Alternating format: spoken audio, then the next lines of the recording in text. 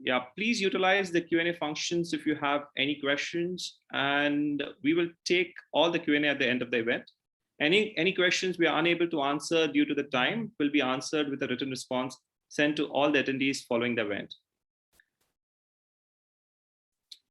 Good morning and welcome to our special regional True event for Southeast Asia.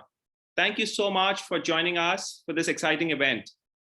I'm Mihir Thakkar, the Director of Global Market Development for the True program, and we are thrilled to have so many of you tuning in to hear more about Usgbc and Gbci's vision for a zero-waste future. I'm joined in today by my colleague, Susie Westrop, who will kick us off with a brief presentation about the program. She will be followed by two power speakers for the day, Ryan Mcmullen and Denise Brown, who will help us learn how to reduce our waste by applying some of the strategies in the most fun and interactive way. I'm sure we are all excited to try our hands on the zero waste board game. We will have a very short wellness break and resume directly with our keynote speaker, Nitin Rode, the Asia Pacific Sustainability Leader for Colgate-Palmolive Company.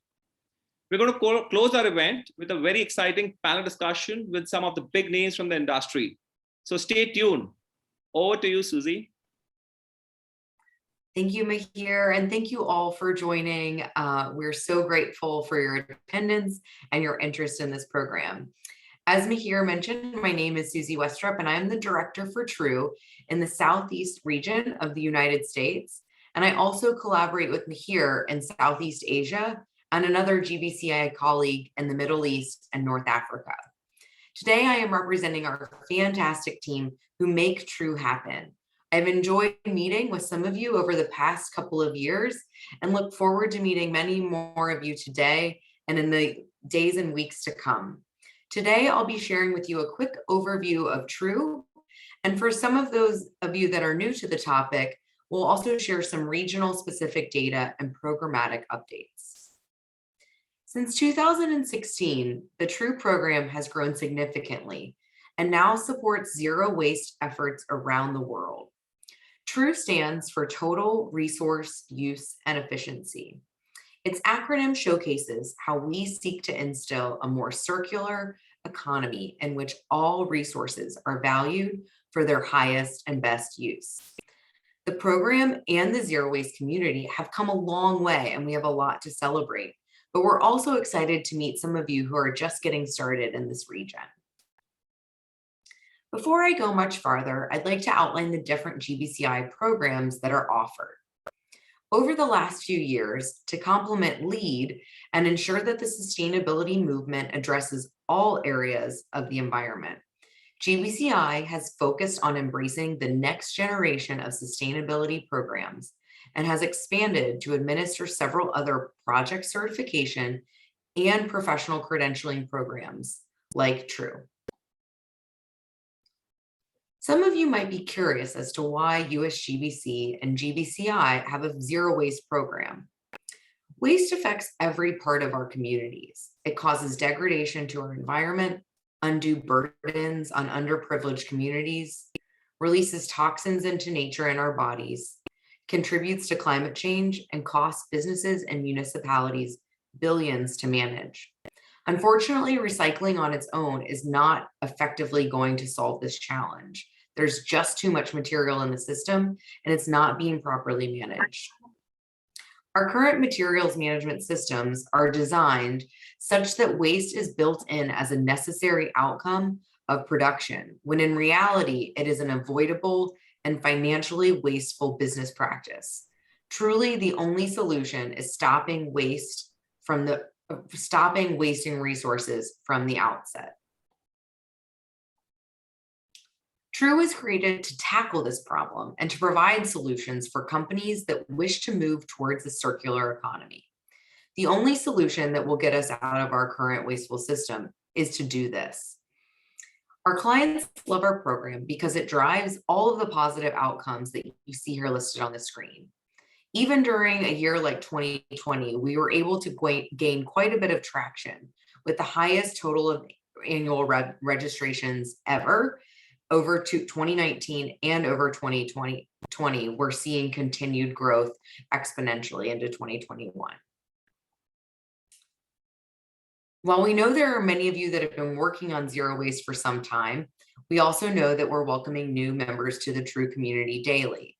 So I'd just like to remind everyone what True is. So we're a zero waste program, which is designed to drive sustainable and resilient circular economies through upstream waste reduction. Although zero waste is not a new concept, implementing zero waste business practices does require new training, tools, and strong leadership to change the current systems, and also to prove they are actually doing it. There are many ways that companies, individuals, and facilities might track or evaluate their zero waste goals, but True provides a consistent standard to adhere to, and it's the first program dedicated to measuring and improving zero waste performance by encouraging the adoption of reliable, resilient, and sustainable practices which contribute to environmental, social, and economic goals. The goal of projects participating in True is to divert all solid waste from the landfill, incineration, and the environment. True goes beyond recycling and diversion to restructured production and distribution systems to prevent waste from happening in the first place. The True rating system's focus is on upstream policies and practices with an emphasis on metrics. Each category in the True rating system provides opportunities for operational process improvements, and the individual credits are strategies which can help you along your journey to zero waste. Our first project in the region was Colgate-Palmolive's facility in Vietnam, but our most recently certified facility in the region is their Thailand facility. You'll hear more from Nitin later, who is our Colgate-Palmolive representative, and he can share more of that story. But we're so grateful for this leadership in the region. Around the world, True projects range from microsites to large corporate campuses across all industries, including manufacturing, retail, hospitality, offices, and higher education. The work every one of these teams is doing showcases that it is possible for our future to be cleaner and one without waste. On the screen, you can see the cumulative totals of pre-certified and certified sites and events. Many of our clients have taken True and implemented it across multiple facilities in their portfolios, from manufacturing to offices. Cox Communications, Cisco, and other technologies are also working within their supply chains to bring their partners along the zero waste journey with them, creating a closed loop supply chain. So whether you're a commercial office building or a building product manufacturer, or you work at a hotel or in the apparel industry, True can support your organization by showcasing your environmental leadership, engaging your stakeholders, and increasing your efficiency, which will reduce your costs and save resources. We wouldn't be seeing the growth of the program without our family of True advisors. Over 1,000 professionals in 48 countries around the world are educating themselves on zero waste and the strategies within the True rating system. In your region, there are over 80 people registered for the True Advisor. Interest in zero waste is growing, and our professional credential is empowering True advisors everywhere to advance the zero waste economy and True certification. Some companies have signed up multiple True advisors, so their sustainability teams are aligned and can communicate on the same terms. And others, like sustainability consultants, which you'll hear from today, see True as a way that they can grow their services to their clients. So I mentioned that over 80 people in the region have registered, but here on the screen is a list of those that have actually already taken and passed the True Advisor exam. If you attended our Southeast Asia event back in June, you noticed that that Thailand was actually in the lead for the total number of True advisors in the region. But since our June event, a lot of people in Singapore have taken and passed the exam. So now Singapore is the leading country in the region with 12 True advisors. True advisors range from students to consultants. They work for local governments or maybe within a facility pursuing True certification. They also are starting small businesses or working for social enterprises that support circular and resilient local economies.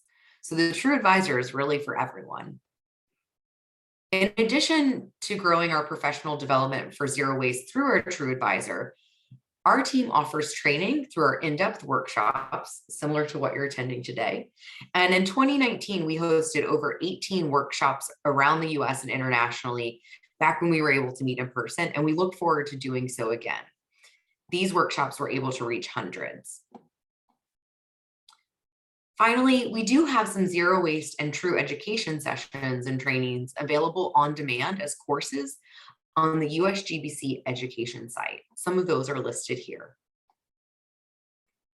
And lastly, I just ask for you to visit our website to learn more and sign up to receive updates on true and zero waste practices. You can access valuable resources for free. You can get questions answered related to certification in the True Advisor. We have project profiles and case studies of our certified projects.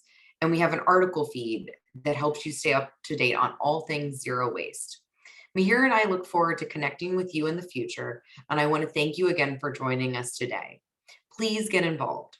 Check out the events page on our website. And again, sign up to receive our newsletter. It is now my honor to introduce two wonderful zero waste pioneers and true advisors, Denise Brown and Ryan Mcmullen.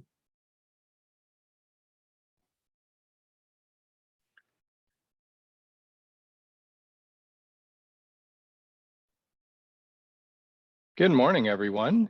Give us a sec to get our cameras on.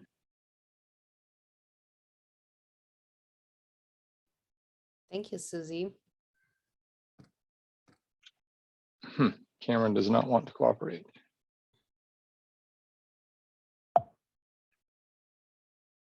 Should we, I can start introducing myself.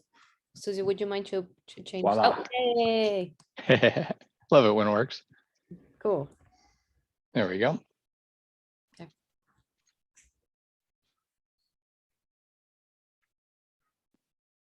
Okay, Denise, you want to start us off? Sure. Would you mind to, okay, thank you. Hi, good morning, everyone. For us, it's good evening almost here. My name is Denise Brown. I am originally from Brazil, so I'm also an international professional like you guys. I'm very honored to be here today and be speaking about True Zero Waste certification. My apologies if there's some background noise. Since I'm at home, I have like the family around me, but what I want to just a little bit introduction about myself. I've been in the green building industry, more precisely on the LEED certification. That's how I started my career 20 years ago in Brazil. But waste has always been my passion. And what Susie mentioned about like, oh, this is really like a global problem, I can definitely tell you it is. In Brazil, and in the South America, we have problems around waste. It's everywhere in all in the entire society. If you're rich, if you're not that rich or so on, you're always going to be facing problems around waste.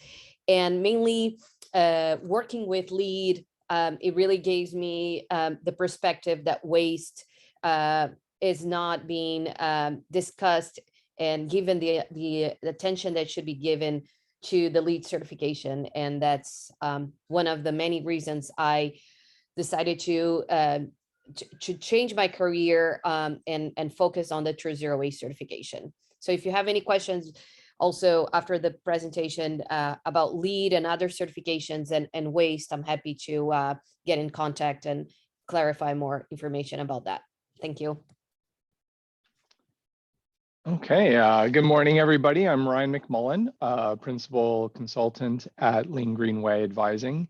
So I actually started my career in the college and university recycling world. And from there, went back to grad school and got my master's degree, and then worked for 13 years at Toyota. And so there I led our zero waste efforts and just general sustainability efforts for Toyota, and then struck out on my own and founded Lean Green Way. So I've worked with a variety of international companies like Lockheed Martin, Walmart, CyrusOne, just to help them get their arms around what circular economy means in a really tangible, practical sense that you can put your hands on. So it's been a great journey, and always happy to help other folks who are interested in joining the field.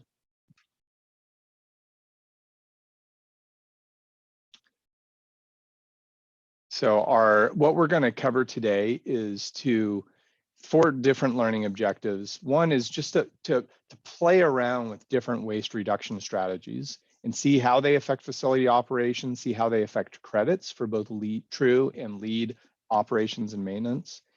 And then we're also going to look at how common zero waste metrics are calculated. And so we'll get a chance to play with those, see how our decisions affect them, and just get some practice there. We're also going to learn about the relationship between true and lead O&M for credits. And then finally, just explore the financial impacts of zero waste decisions for a given operation.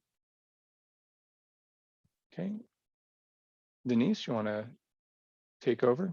Sure. I think Susie covered a little bit, and if you're a true advisor, you definitely know this. I definitely encourage you to become a true advisor. Everybody, students or young professionals or even other professionals, when it comes to me, and I really recommend to take the true advisor. It really gives you a good perspective of the zero waste, the waste management problem, and gives you a roadmap how to take from there. But one of the things I wanted you to keep in mind during the webinar is that the true zero waste certification requires 90% diversion rate from landfill, incineration. We know I work in another project in India, and incineration, a very common solution in India, for example, as far as I know, working this project. So we cannot send waste to incineration or landfill, of course. I'm sorry, to environment. So we cannot put our plastic bottles in the ocean and consider that that's, you know, a good solution for the environment for us. One thing also I think is important that the true zero waste certification, you can certify any existing facility, and very much similar, and we're going to talk about that today as well, related to the lead existing building. It's very much driven to policies and practices and focused on performance, and that's very similar to the lead certification as well. One important thing that Ryan always mentioned that I like, and we're going to talk about that during the game, is that we want to talk more than just the diversion, and we will talk about what is this more. So mainly like reduce waste in the first place and so on. So, and there's the rating system if you want to link here. Yep. So page 11 might be handy to have open during the game, just to see how the credits interact. So this is the categories that the true zero waste certification, it's organized. Again, you don't need to memorize that for the game. It's mainly for you to understand, again, that the zero waste certification goes beyond recycling, goes beyond the diversion rate. We really talk about the purchasing. Like purchasing, you can see it's probably one of the biggest, it is the biggest category. So we really like how to reduce waste in the first place, how to make a market transformation among your vendors. So talk to your vendors about redesigning their packaging when they bring their product here. I have a concrete example here in the United States of a tech company that they buy furniture from a vendor. The vendor used to bring all the furniture in styrofoam and other plastics and so on. because of this exercise, they transform the entire package, and then all the entire package, it's paper and cardboard. So it's 100% recyclable. And they also take back the cardboard. So it's a perfect win for everybody. Yeah, and this is something that you're probably already familiar with, but one of the things that when Denise and I are introducing people to True, especially when they're more familiar with a traditional lead operations and maintenance type certification, is that it's about so much more than recycling. If you see here, there are 3 credits under recycling, and then recycling can help your diversion, but that's 8 credits out of 81. So a lot of True is really thinking upstream and eliminating waste by taking a policy approach and really reshaping your organization towards a zero waste goal, rather than just try to recycle everything. So recycling is great, and it's a good way to stop the bleeding, if you will, but it's not zero waste. Okay, so I like this slide a lot because it gives us a really simple perspective what True talks about in terms of waste, and what lead focus on waste. So I think the main thing here you can see highlighted in bold is that True focus on strategy and process. Again, the process of you redesigning your own packaging, or going back to your vendors and having them redesigning their packaging, and so on. And lead focus, it's mainly on the waste performance. So it's way more focused on the diversion rate than True. They only look at, okay, how much waste you're recycling, and that's basically, or you're composting, and that's pretty much it. And then True, it's a a Ferrari, let's say, of the lead when it comes to waste, because it's a premium way to understand where the waste is coming from, how we process this, where are the alternatives we have.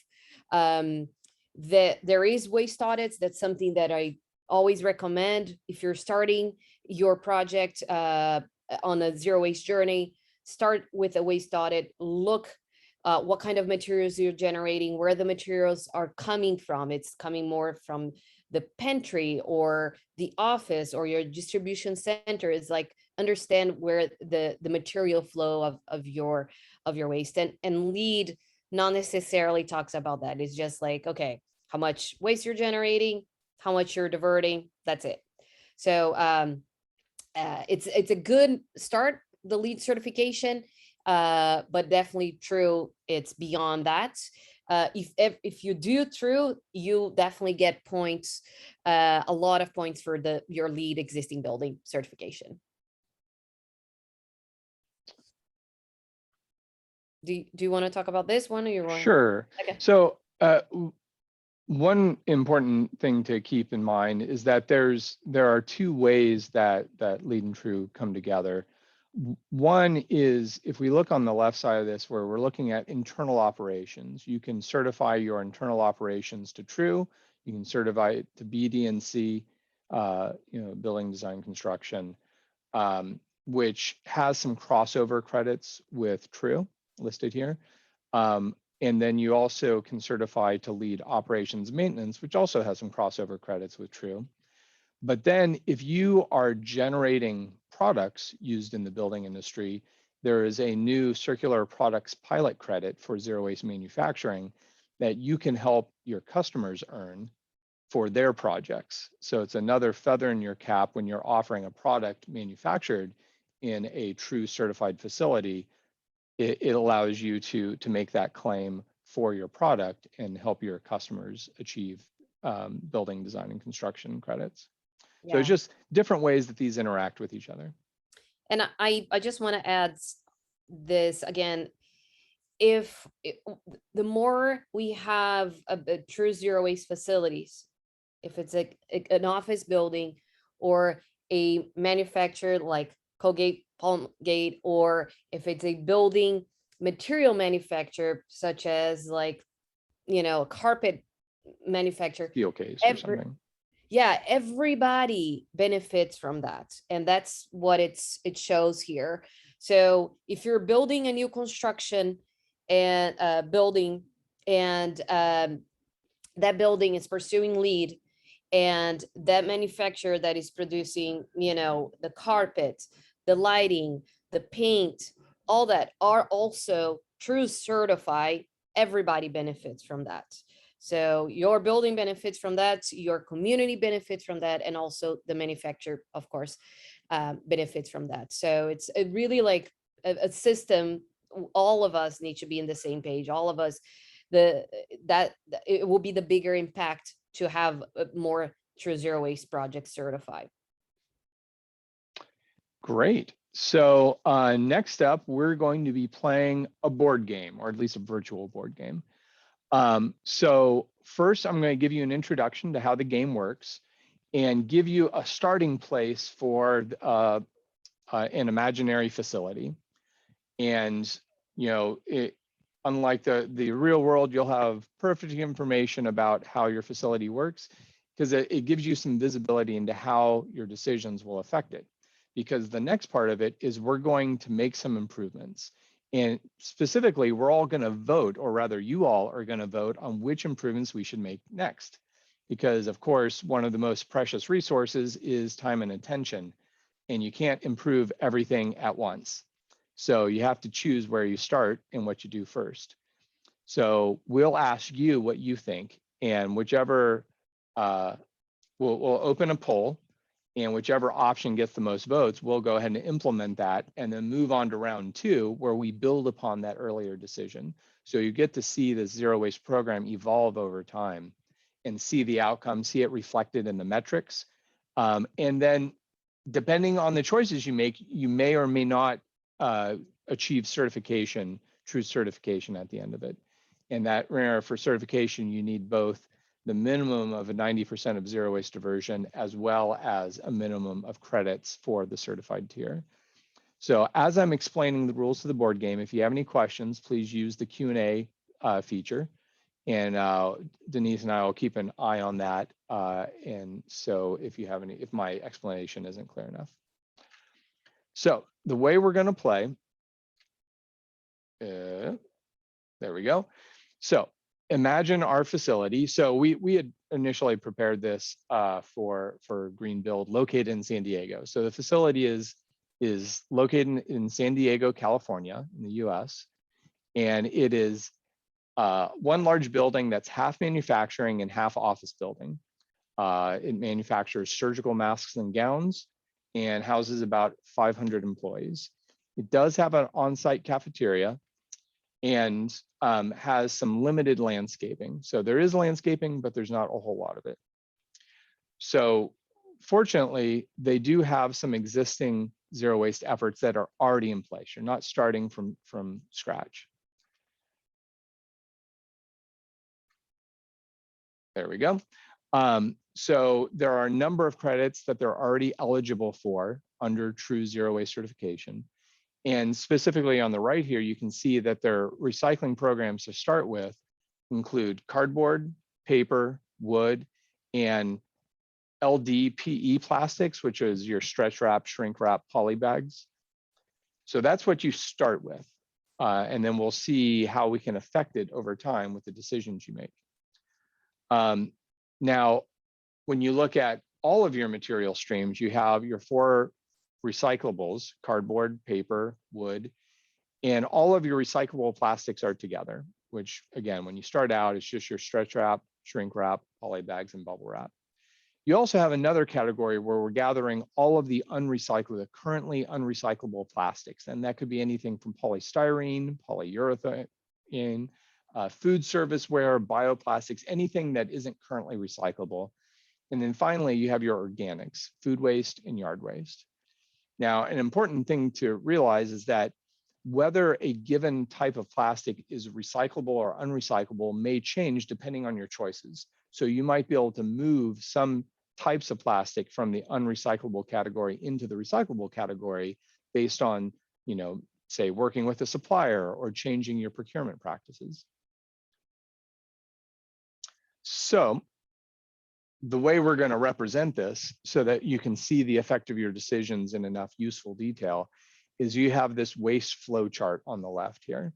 So in this example, you have 10 tons of cardboard coming into your facility. Now, currently in this example, your sorting accuracy, your ability to capture that cardboard into your recycling program is only at 50%. So that means 50% of the 10 tons or 5 tons goes down this green arrow path and gets recycled. When you recycle it, you're receiving $10 a ton in revenue, which means 5 times 10, you get $50. Now, the other half, what's left, goes down the brown path and gets disposed of. And at the beginning for our example facility, everything is going to landfill. Now, you have to pay to send it to landfill. In this example, it costs $20 per ton, 20 times 5. It's costing you $100 to dispose of it. And so when we look at it together, your balance sheet is saying, I paid $100 to dispose of it. I gained $50 for recycling revenue, so my net loss is $50. If you look at your avoided disposal, the 5 tons that you recycled, not only did you receive $10, but you also didn't have to spend $20. So we also represent that as a separate line of avoided disposal. So these are kind of the different levers, sliders, switches that you can manipulate through your choices. So when you make a choice, you can improve the material stream in 3 ways. You can reduce the amount of material coming in. You can improve the sorting accuracy by getting more material into the recycling bin or your recycling program. Or you can change the material value, maybe by making your recyclables more valuable by preparing them in certain ways, or by maybe reducing the cost of disposal. So those are the different things that you can affect with your choices. The metrics we're going to use are, first, how much money are you not spending because of your reduce and reuse efforts? The second one is avoided disposal. So how much money are you saving by not sending the recyclables to disposal? The third term that we're going to use is material footprint, which is a way of bringing reduce and reuse into the equation. So how much material would the facility have generated without reduce and reuse efforts? And it gives you an idea of kind of your starting place. Where did you start before you made reduce and reuse efforts? And then there's 3 percentages we're going to look at. The first is the traditional recycling rate. Out of all the waste you did generate, how much of that got recycled? So percentage-wise. And then there's your zero waste diversion rate. So when you look at your total material footprint, how much of that got reduced, reused, or recycled? And again, this is bringing reduce and reuse into the equation so that it doesn't get left out. And then finally, there's a term that's new and starting to gain steam called avoidance rate, where this is how much of our total footprint didn't we make? How much waste didn't we make? So it's purely looking at reduce and reuse, not even recycling. And so it gives you a couple different perspectives on your waste stream to see how you're doing. And so we'll look at these after each decision to see how it gets affected. So the way we're going to present options to you is we'll give you 4 options for improvements, and we'll tell you exactly what effect this will have on your facility. And then finally, we'll tell you what credits for either true or O&M this will earn you as part of your decisions. So that's the big idea. And I'm not seeing any questions in Q&A related to the board game. So I think let's just get started and play. So now I'm going to share my screen. Sorry, Ray, I think there is actually, but I think it's more. Yeah, it's not related to the board game. I will let Susie answer that one. Okay, so Susie, the host has disabled participant screen sharing. Can you re-enable it or promote me to a host? Yes, let me find you here. Excuse me.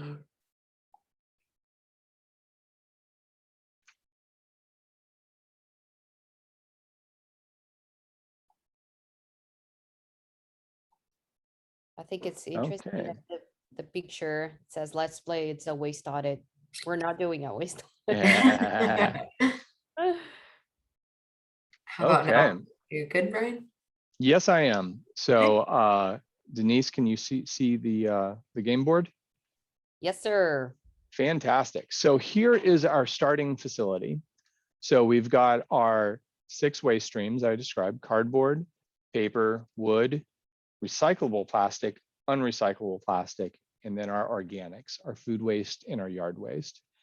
And you can see that at the beginning of our game, we've got 30 tons of cardboard, 15 of paper, 25 of wood, largely pallets, 5 tons of recyclable plastic, 10 tons of unrecyclable plastic, and 15 of organics.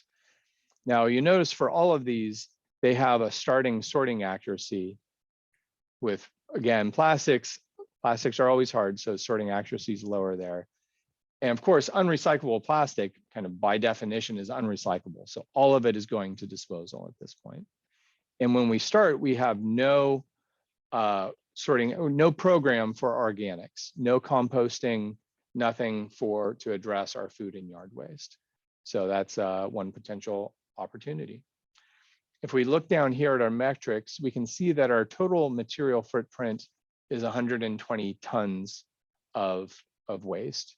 Now, fortunately, like I said, we have earlier efforts. We've already reduced 20 tons, and we've measured and quantified, and we can show during a true certification exactly how we've reduced and quantified that waste.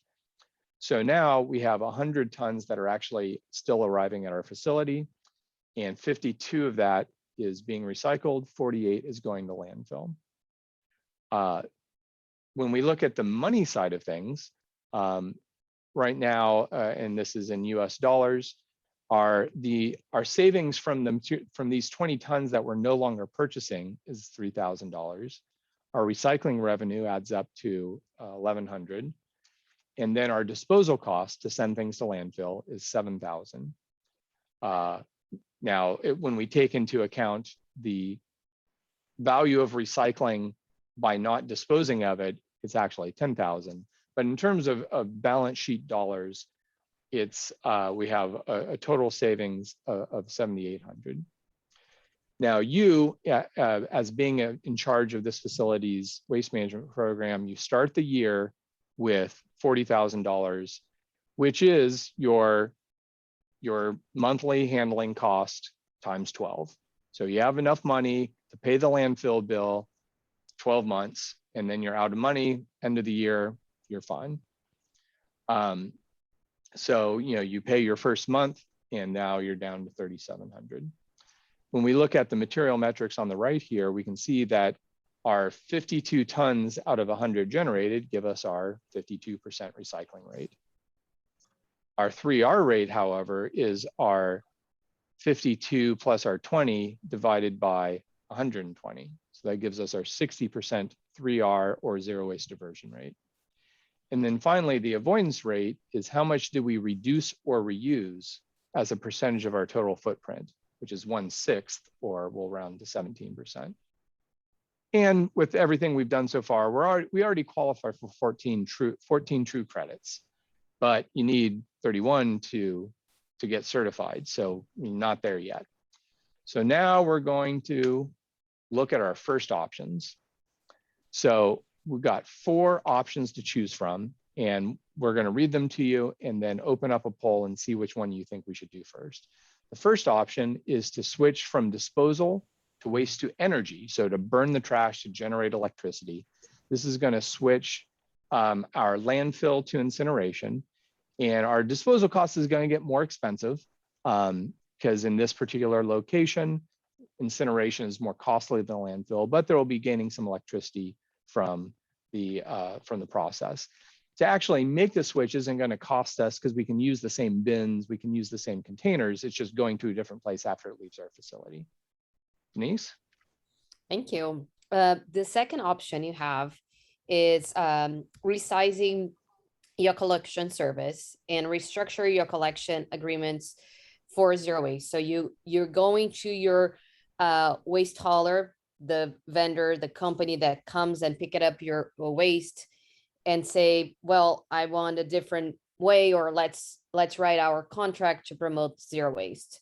So that will help your True Credit, Redesign Credit 1 and 2, will improve the value of the material, because now you're sort of separating, for example, the cardboard from food, or from plastic, something that could contaminate that cardboard. So you're improving the material value, and there's actually no implementation cost. So your waste hauler is not charging you more. And also that will help you with your lead O&M credit, your performance, because you're increasing your diversion rate. Yeah, if you can right size your collection and your waste hauler is not hauling air in the form of half empty containers, it'll just be more cost effective. Your third option is to send printers to print double-sided by default, and to shift your orders system to a paperless order system. So you're taking something that was using paper in your facility and eliminating the use of that paper. This will qualify you for 2 credits under True, Reduce 4 and 5. It'll have the impact of reducing the amount of paper that actually is used at your facility. So it's not recycling it, it's a true reduction effort. Now, there will be some cost to implement it. You'll have to spend $200 out of your budget to set up the paperless order system, but you're just going to do it using mostly the current infrastructure. And then the last one. Yeah, the last one, it's probably one of my favorite ones, is actually donate food to local food banks, to local nonprofits that actually distribute that food to people that need food. So that's very important. I will definitely will push that. Ryan and I, we now you're not supposed to sell these, Denise. I know, we're always joke each other about this, because I try to like sell my favorite one. So that will help you, your reuse credit 6 for True. It's reducing the amount of food, the amount of organic waste you're generating by 3 tons, which is a lot. You have some implementation costs, most likely maybe to have somebody or have a technology, or even buy like a small refrigerator to leave the food there until the nonprofit comes and pick it up. That cost is just a very and is estimate. It's not something, it could be cheaper than that. And buy some thermometers to make sure it's a safe temperature. Thermometers, yes. But that's not going to impact your lead O&M. So now you need Great. So what do you think we should do? So now I'm opening the poll, and we want to see what you think we should do. And whichever option here gets the most votes, we'll implement that and then see how it affects our facility. So I'll flip back in case you want to see what our current state is. So this is how things are flowing through. But you have the opportunity to change that.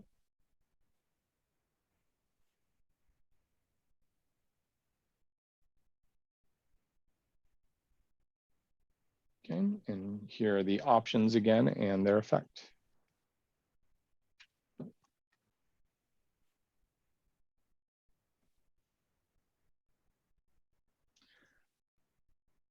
Okay, so go ahead and get your choices in, and then we will make our selection.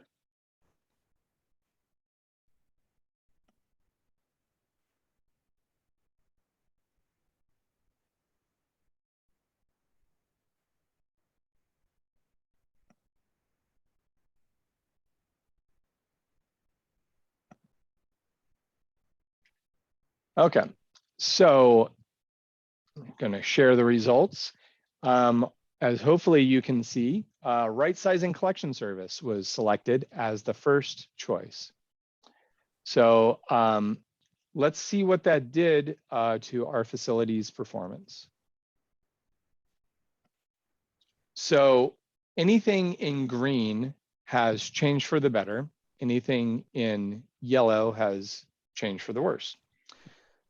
So you've noticed, like, we haven't changed the amount of material coming into our facility, but we have made both recycling revenue more valuable, and we've reduced the cost of disposal.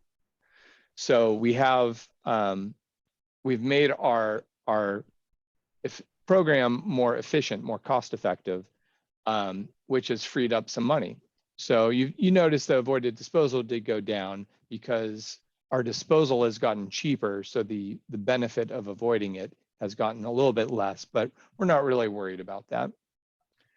When we look down here at the bottom, we can see that none of our weights, nothing has changed there. We haven't recycled anything new, nothing of that, but our disposal cost has gotten quite a bit better. Our net handling cost per month has almost cut in half.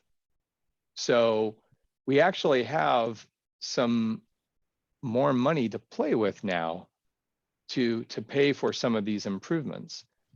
We have also earned some true credits, so we've gotten up to 16. And you can see the chart on the right here. The green line is our net cost. And so it's heading towards this line of cost neutral, which is our goal. Our blue line, which is our 3R rate or our zero waste diversion rate, we're trying to get up to 90%. It hasn't changed from its current 60% level. So now as we go into round 2, we look at our budget remaining, 35,000, but now our net handling cost is down to 1,500 a month, which means that we could actually cover 23 months of cost, but we only need to cover 11 more, which means that we have actually a surplus now of $19,000 in our budget. It means we could play around a little bit. We can invest in the efficiency of our facility. So our next round of options is, the first one is to develop and implement a bin labeling standard. So this is a way of saying, anytime we have a bin, a recycling bin or a landfill bin anywhere in our facility, here's exactly how it's going to be labeled. We're going to have a limiting lid with a little slot in the top, and it'll be this shape for cans, and it'll be this shape for paper, and they'll always be this color, and just to bring some standardization to make it easier to understand. You'll earn the training number 4 true credit, and the sorting accuracy within your facility will improve for all of your materials, because now your employees will have a better idea of what goes in what bin and can improve their sorting. Now there is some cost to buy some additional bins, to buy some labels, and to implement that. Denise? This is another great solution, is to implement a smart bathroom product technology. So this technology, it's available, actually, it's a real thing in US at least, where the actual manufacturer who give you supply you like with paper towels and toilet paper actually install this technology, and this technology has a sensor, and it tells you when it's time to replace, your paper towels, your soap, and so on. So you can reduce the amount of waste materials in your bathroom for hygiene products. Great. A bit of a price tag there for smart technology, but help you reduce some waste. Your third option is to start kitchen composting for offsite processing. So this will earn you 2 credits, compost number 1 and number 4. And now you actually are starting to get some sorting because you're recycling your food waste or composting it. There is definitely some costs to getting some new containers, some labeling, maybe some education to start up that program, because it's all new. Remember, you don't currently have any composting program. And then the last one. And the other one, it's also something I recommend is and it also exists, this technology. It's a software that tracks and reports the kitchen waste to reduce food waste. So it really tells you, especially if you have an industrial kitchen, it tells you exactly what area in the kitchen you're generating waste, what kind of waste quantities, and so on. That helps you with credit 2. reduce credit to, it definitely reduced a lot of food waste by 5 tons. It costs $600 and it's not applicable for lead O&M. Great. So what do you think we should do? got 4 options here. You know, we see a couple of reduce options. We see some training. We see some composting. All of these have a cost, but because of the choices we made in round 1, you actually have a budget surplus. You can comfortably make it to the end of the year and still afford to spend on some of these because you made your program more efficient.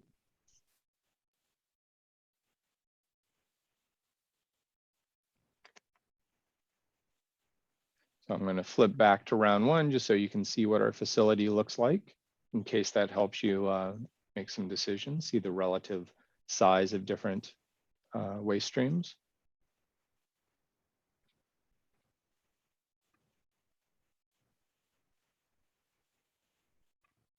And here are the options again. What do you want to invest in? Can't do it all. Okay, so 5 more seconds to finalize your choices, and then we'll pick a winner.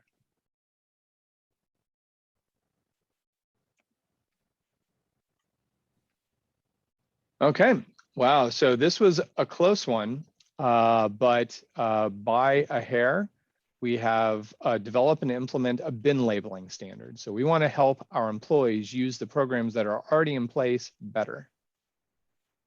So let's see what this did for us. So we can see our sorting accuracy has improved, which has increased tons going to recycling, which, you know, in and of itself isn't a good thing. We're like, we don't want to have to recycle things, but it's still better than it going to landfill. Definitely earning some more money. And because of our choice in round 1, each ton is worth more because we've made that collection process more efficient.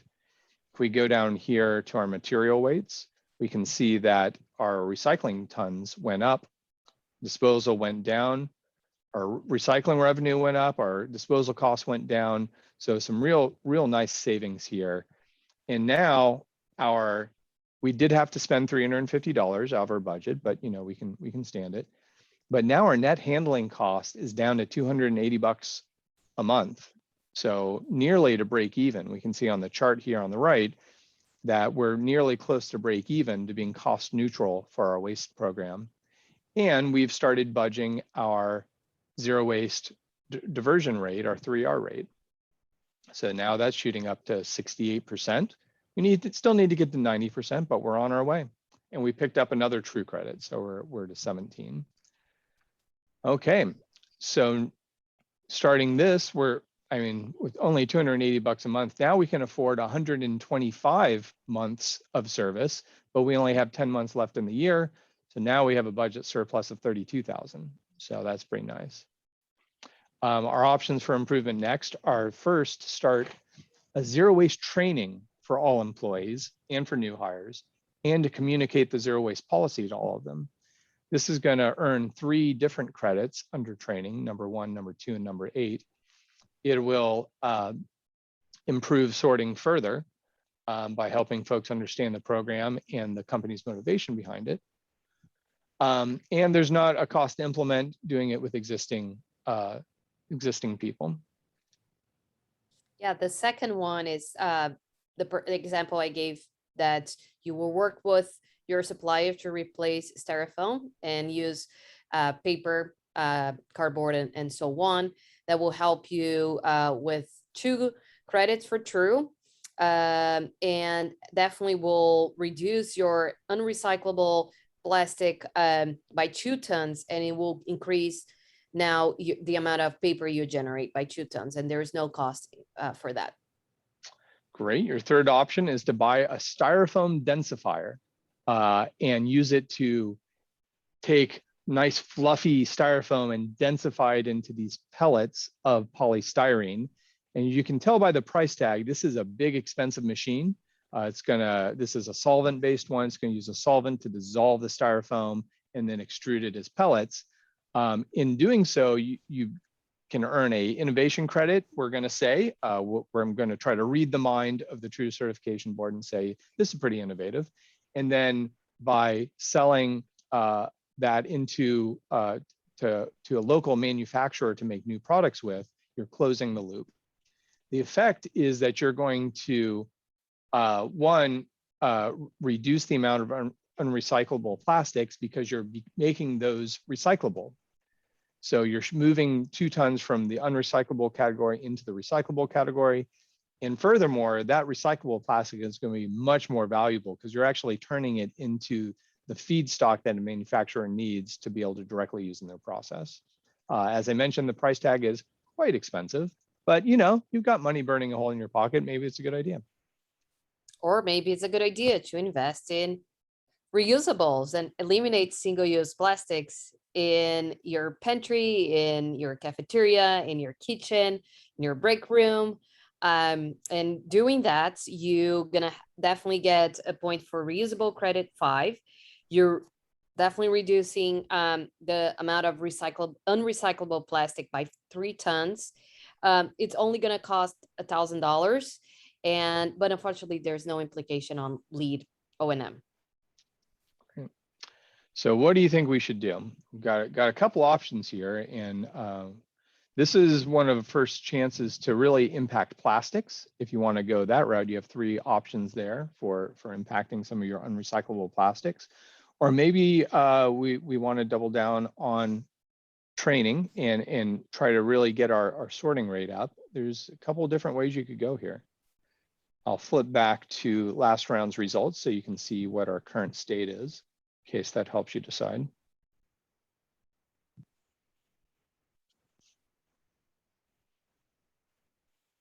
You can see that our unrecyclable plastic is 10 tons.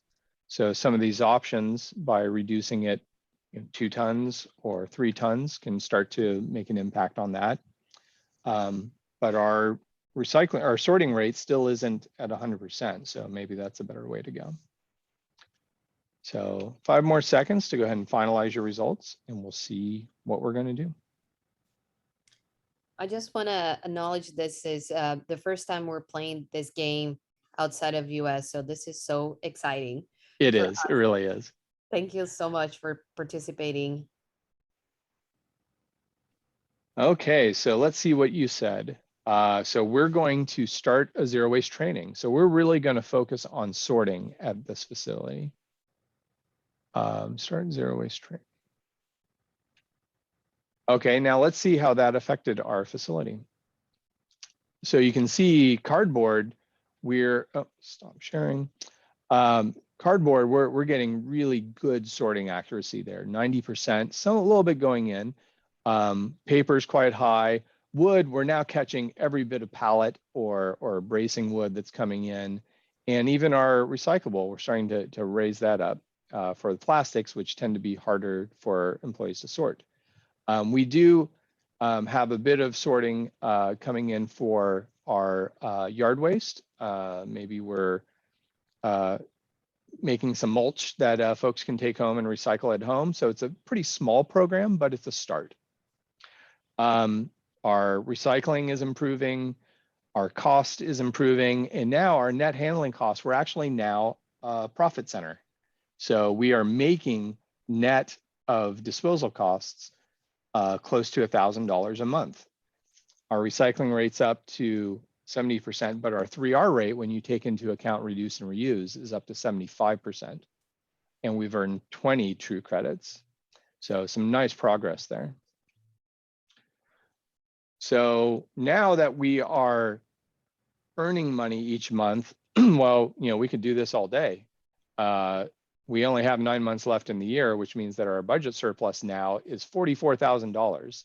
So you can really afford just about anything you want, but you still only have so much time and attention in the day. So you still can't do it all. So your next options for improvement are to implement a zero waste dashboard and review it monthly with leadership and with employees, so to provide that feedback of how we're doing. This has the opportunity to earn 4 different true credits across leadership, training, and zero waste reporting. And again, is all about helping to increase your sorting accuracy.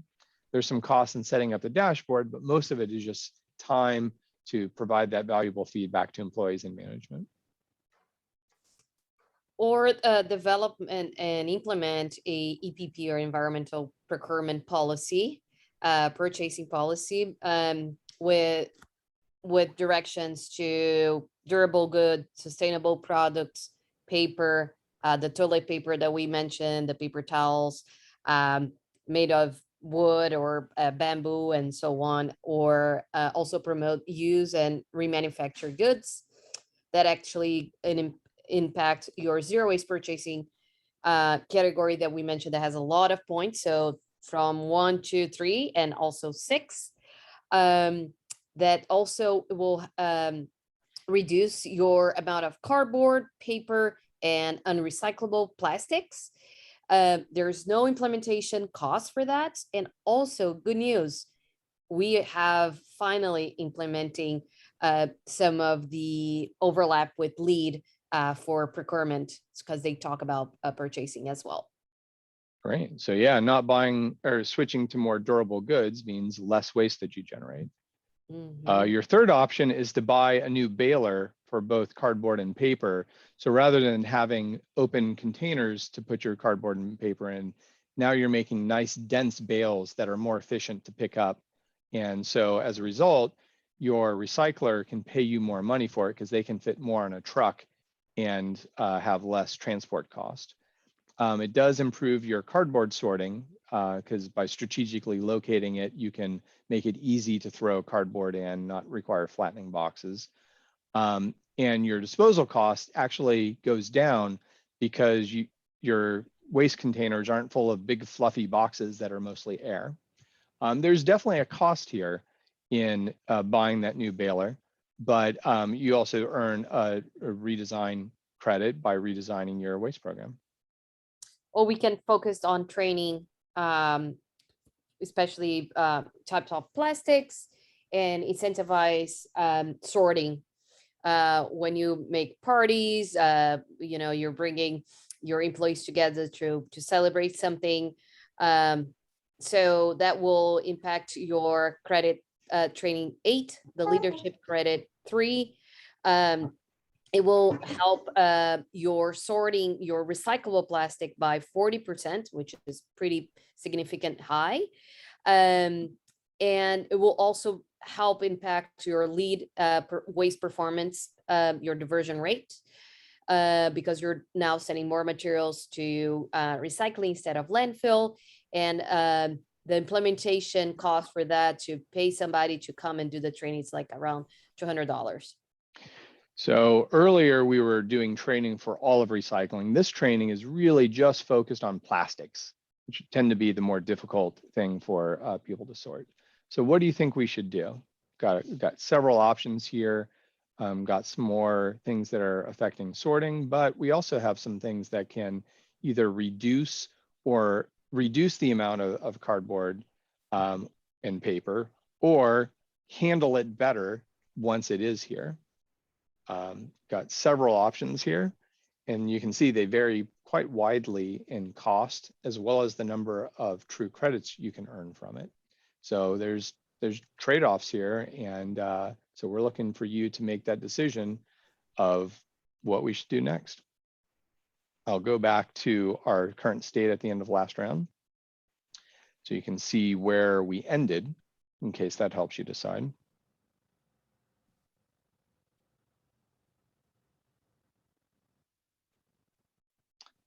And here are your options again. So about 10 more seconds to think about it, and then we'll see which option got the most votes.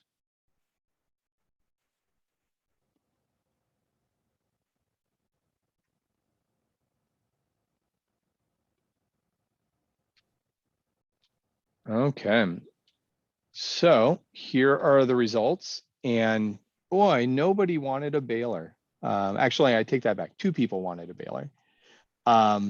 Yeah, the price tag's pretty steep, and it is focused on recycling. So I guess some folks were thinking about reduction instead because we selected the environmentally preferable purchasing program to try to achieve some waste reductions. So a different choice there. And in doing that, we've earned some credits for true as well as lead O&M, and we're starting to reduce some waste. So we're going to develop an EPP. Okay, let's see what that did to our stats. So you can see for the first time, we're starting to reduce the incoming material to our facility. So we used to have 10 tons of unrecyclable plastics. Now we only have 8 to contend with. This is the first time that we've increased our reduce and reuse, which means that we have less material coming into our facility. Now we did reduce some material that we used to recycle. So it looks like our recycling went down, but that's okay because we know that, you know, it's the 3 R's. First you reduce, then you reuse, then you recycle. So we're not going to sweat that. You can also see that our reduce and reuse savings went up for all those materials that we're no longer purchasing anymore, all those durable goods that we don't have to buy every single month. I mean, all those disposable goods rather, that we don't have to buy every single month, we save some money. That means our net handling costs has actually improved quite a bit. So now we're receiving a net of $2,500 each month. Our 3R rate's up to 77%. So we're getting close, you can see, to this 90% goal. We also earned 4 different true credits. So we're up to 24, which is really good. So now we have 58,000 in budget surplus and 4 options. We can implement smart sorting bins, which are bins with electronic sensors that give feedback through video screens, super high-tech stuff. Yeah, it's expensive, $5,000, but it will improve your sorting by providing employees instant feedback and earn you a training credit. Yeah, I'm just gonna say we're a little behind, so I'm gonna be a little faster on the options.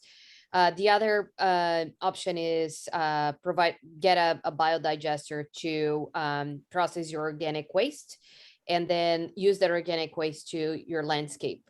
That will impact your true credits, will impact your lead credits, will reduce your amount of food waste by 3 tons, and it's cost $45,000. Okay, big ticket there, but you can afford it. Your third option is to do an in-house waste audit and of the disposal, so just the stuff that's leaving your facility, and implement some quick fixes, because every time you do a waste audit, you learn something, gives you an opportunity to make some improvements. 3 different true credits, and using the feedback from your waste audit, you can improve your sorting by 10%. $200 for some safety gloves, safety glasses, and for your team. And finally, hire a zero waste professional to do your waste audit. That will cost a little bit more. You get more credits, you get more information, and also will help your lead credit. And identifying some materials that you can reduce there because you're going up to the point of generation for your waste. So what do you think we should do? We've got several different opportunities here. If that $58,000 surplus is burning a hole in your budget, you can spend a lot of it, but by developing the capability to actually compost on site, maybe we can get some Goebel gas there, maybe as a little extra, but you know, you're really taking recycling and doing it on site. So a couple of high-tech options there, or maybe we just look at our waste stream and see what we see, either using our own employees to do an internal audit or to hire a zero waste professional to do a full zero waste audit by not only looking at what's going out of the building, but also where that waste is being generated inside the building, being more thorough. 45 minutes for coding.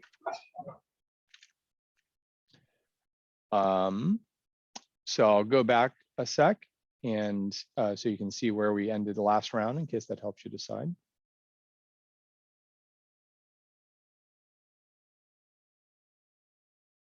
And then about 5 more seconds to finish your choices. Ryan, just want to confirm, we have 8 total rounds, right? So we have. Correct. Okay, thank you. Okay, so you decided that we're going to spend some of this budget surplus we have to hire a zero waste professional to come and do a full zero waste audit, not just what's going out of the building, but also where it got generated inside the building. So let's implement that and see what it does. Okay, so we were able to reduce waste in several different categories. So that helps. Get our unrecyclable down to 6. Our incoming materials down, got some nice improvement to our sorting accuracy. So our folks really know what to do with cardboard, paper, and wood. They're dialed in, they know how this goes. Even our recyclable plastics, which are traditionally very difficult, we've really invested in giving them feedback, getting them on board, and making sure they understand. And that's translating into our food as well. Our net handling cost is up to earning us $5,000. And that was a big improvement to our 3R rate. So you can see we really shot up there by getting that highly detailed information about where waste is being generated so that we can begin to reduce it.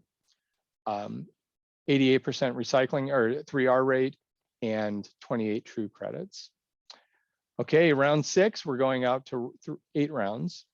So round 6, you've got lots of money. You don't want to spend it on a biodigester. So you still got your 81,000 that you keep earning each month. Now, one option, if you want to spend a little of that money, is to buy a grinder to grind down yard waste and broken pallets to develop on-site composting and mulch. So this will earn you some compost credits, 2 of them. It'll improve the value of your wood by helping you to do something with the broken pallets, not just the clean ones. Your food and landscaping sorting will improve by 30% as you develop an outlet for that. And the value of the material also improves because now you don't have to go buy mulch or compost to apply to your facility.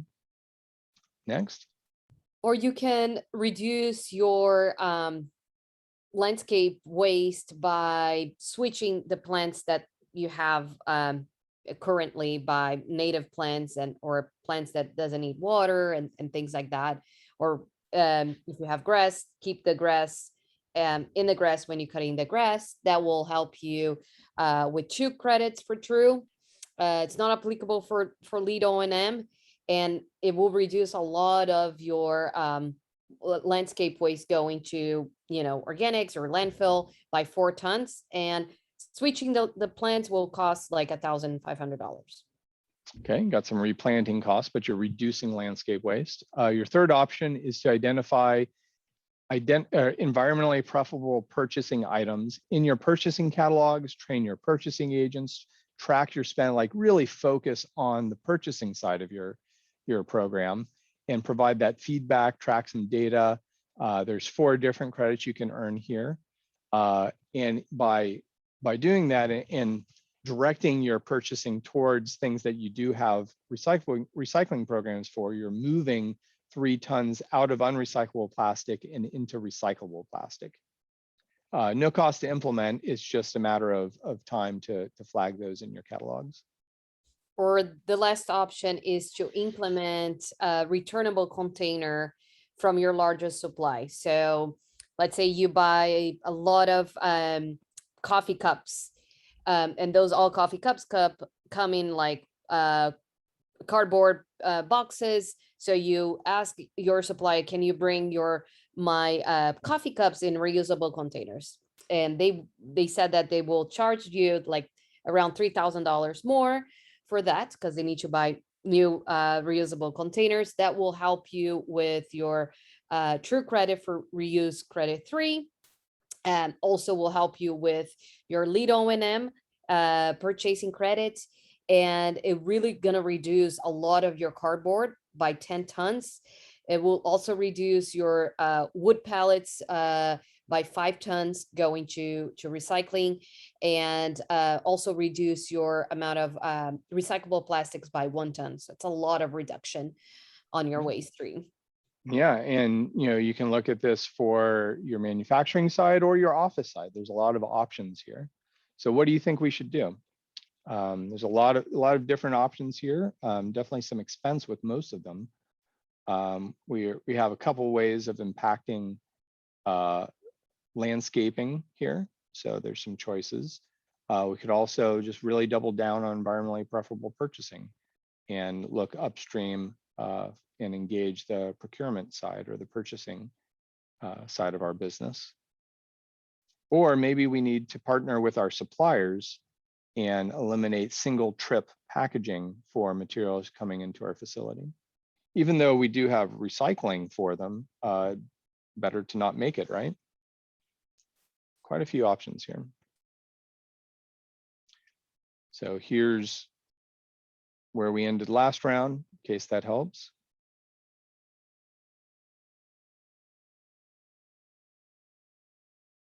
I think this is a similar situation that I have in Brazil that is a separate. In Asia, some countries are tropical, so you have your landscape grows a lot, so that's Right. something to keep in mind. Yep, it's all local. Yeah. Okay, so you decided that we're going to really double down on environmentally preferable purchasing program. And so we're going to identify items and really work with identify items in the catalog and really work with our purchasing agents to direct that purchasing towards things that we have recycling programs for. So what did that do? So this is really focused on our plastics. So we moved 3 tons out of unrecyclable and into recyclable. So of course the tons went up over here, but that's a good thing because we know it went down over here. And because we have a better recycling program for this, our recycling went up and our 3R rate got to 90%. That means you got to 90% 2 rounds early. So you are qualifying for that part of TRUE and you have 32 credits. So good job. Like you really got there early. You got some overachievers here. So next up, got $83,000 in the budget and several options to just run up the score. Maybe you can go for silver TRUE certification. First option is to set up a pallet repair station and to sort pallets for better reuse. So taking those broken pallets and repairing them rather than sending them off for scrap. And then using that knowledge to work with your vendors to improve the reusability of pallets and really starting to think in a circular manner. This improves your wood sorting by 20% and improves the value of your wood, largely through pallets, by $12 a ton. Yeah, or you can have a tech bar, which is basically an area in your building, your facility that employees can bring their own laptops, computers, iPads, cell phones, and so on for repairing. On top of that, we also provide a collection system for batteries that employees can bring, from home. And that will help your hazardous waste prevention credit 3 and 5. And will definitely reduce the amount of unrecyclable plastic by 2 tons. But it will increase your disposal cost by $10 more. And to create this infrastructure, it will cost you $1,000 more. And there's no implication for lead. Great. So your next option is to require a minimum percentage of post-consumer recycled content in your office paper and your custodial products. So going back to purchasing again, we're going to require that not only are we recycling paper, but we're going to make sure to buy products made from recycled paper. So there's no impact to our internal waste stream because it's affecting our purchasing, but we do have the ability to earn 3 different TRUE credits here. Or we can set a goal to reduce product packaging and implement an ongoing returnable package with your large customer. That will help you to reduce, will help the credit reduce 3, leadership credit 4. There's no application for lead O&M. definitely has a big impact on your waste generation by 5 tons. With cardboards, you're reducing the amount of, again, wood and wood pallets by 3 tons, and recyclable plastic by 1 ton. That will cost $1,600. Right. So before we were talking about returnable packaging from the supplier to us, now we're talking about between us shipping out products to our customers. So a different option there. So what do you think we should do? Got a couple options. We see the first opportunity to really look at hazardous waste like electronics and batteries. But we also are really thinking about repair in a couple ways, either repairing pallets or repairing electronics. Again, another opportunity to double down on environmentally preferable purchasing by making sure to buy recycled paper products. Or now maybe we can have another opportunity to use returnable packaging rather than expendable or one-trip packaging for our outgoing shipping. Yeah, I think a good example, at least that I remember, especially in Brazil when I grew up, was Coca-Cola. And we used to bring like the reusable, bottles with reusable plastic containers to the supermarket where we buy the Coca-Cola, and Coca-Cola will come and take it, sanitize, and refill the bottles and bring it back to the grocery stores, the supermarkets. So that could be an example of Round trip. 7D. Yeah. Yeah. So excellent. So we have a clear winner that folks want to try out returnable packaging. So replacing one-trip cardboard and wood with shrink wrap with durable steel containers that can be returned for multiple shipments. So let's see. Set a goal.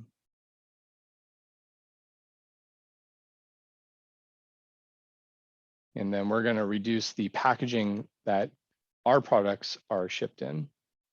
So we see some nice reductions here in cardboard, wood, and plastics. So some really nice improvement in our costs as we're reducing more. Now you notice our recycling went down because we reduced materials that we used to recycle. So we reduced cardboard and wood, which are things that we had 100% sorting accuracy for. So that's less recycling in our recycling bins. And our recycling rate actually went down. Does that mean we're doing the wrong thing? Well, no, not really. That's why we track 3R rate, or zero waste diversion rate, because we want to make sure we have visibility to that reduce and reuse within our metrics, or else our metrics, if we are using the old style of recycling rate, might be telling us that was a bad choice. So it's nice to see how these metrics are playing out. And now we're up to 34 true credits. So the last round is round 8. You got $89,000 in your budget. First option is to request vendors use 100% recyclable packaging and give preference to vendors that do. So using your purchasing might. And as a result, reducing unrecycled plastics, shifting some of them over to recyclable plastics, or shifting some of the unrecyclable into paper products. And this is where we're starting to work on the upstream true credits, working with vendors. Or we can implement a plastic-free campaign. No plastic in our facility on campus. That will impact your credit training 1 and 8, because you need to educate people and so on about that. Will reduce definitely the amount of recyclable plastic by 2 tons and unrecyclable plastic by 2 tons as well. And that implementation cost will cost $200. Okay, third option is to commit to reduce total discards year over year. So to set a long-term goal of reducing disposal year over year, and to promote zero waste in the community, to go beyond your 4 walls and to work with the community. There's 2 credits available here, leadership and innovation. And the impact is, you're building goodwill with the community, no immediate impact on your internal waste, but as you achieve those goals year over year, you will see it in the future. Awesome. maybe you get an award or something. Yeah. And definitely publicity. Or the last option is to, if you have a facility that it needs repair or some major renovation, you work with your general contractor and require them to reduce waste in the first place and divert more their waste they're generating during construction or the renovation. That will impact your credit leadership credit 5. Definitely will help you with your lead point. You have a specific credit for facilities maintenance and renovation policy related to the general contractor, and definitely will reduce your carbon your cardboard by 3 tons, your wood by 3 tons, and also your plastic recyclable plastic by 1 ton, and there's no implementation cost for that. Great. So what do you think we should do? This is our final round, our last chance to affect our program for this game. And we'll see what impact it has and what impact all 8 of your decisions have had together, because I think you've been able to see how these interact with each other and how, you know, some of the investments you made early on really paved the way for improvements you could make later in the game to much greater effect. Here's where we ended last turn, in case that's helpful.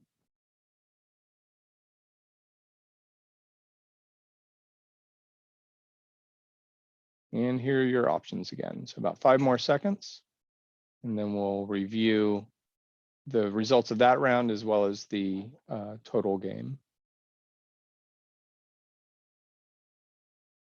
Okay, so we have a clear leader of requesting vendors use 100% recyclable packaging and using your purchasing power to reward vendors that do help your recycling program. So what does that mean for, oh, there we go, there's the results. So yep, it's that first one. So what does that mean for our results? So we have some more paper and some more recyclable plastics because we've actually managed to reduce our unrecyclable plastics down to 0. So you can see it took a lot of different strategies to get rid of those unrecyclable plastics. It's not a one and done sort of thing, but now you've been able to either reduce them or to shift them into other categories where you do have ready recycling programs for them. And because you had invested earlier, by shifting it to paper where you have 100% sorting accuracy, or in even recyclable plastics where you have an impressive 80% sorting accuracy, the programs were ready to receive that extra material. You can see down here that we're now only sending 9 tons of waste to landfill and recycling 61 tons because we actually reduced 50 tons over the course of those 8 rounds. So we did a lot of reduce and reuse efforts as well. Our net handling costs each month is we are bringing in $7,500 per month to the company by handling our waste efficiently and well. We've gotten our 3R rate up to 92%, which is very impressive, and we've earned 36 true credits.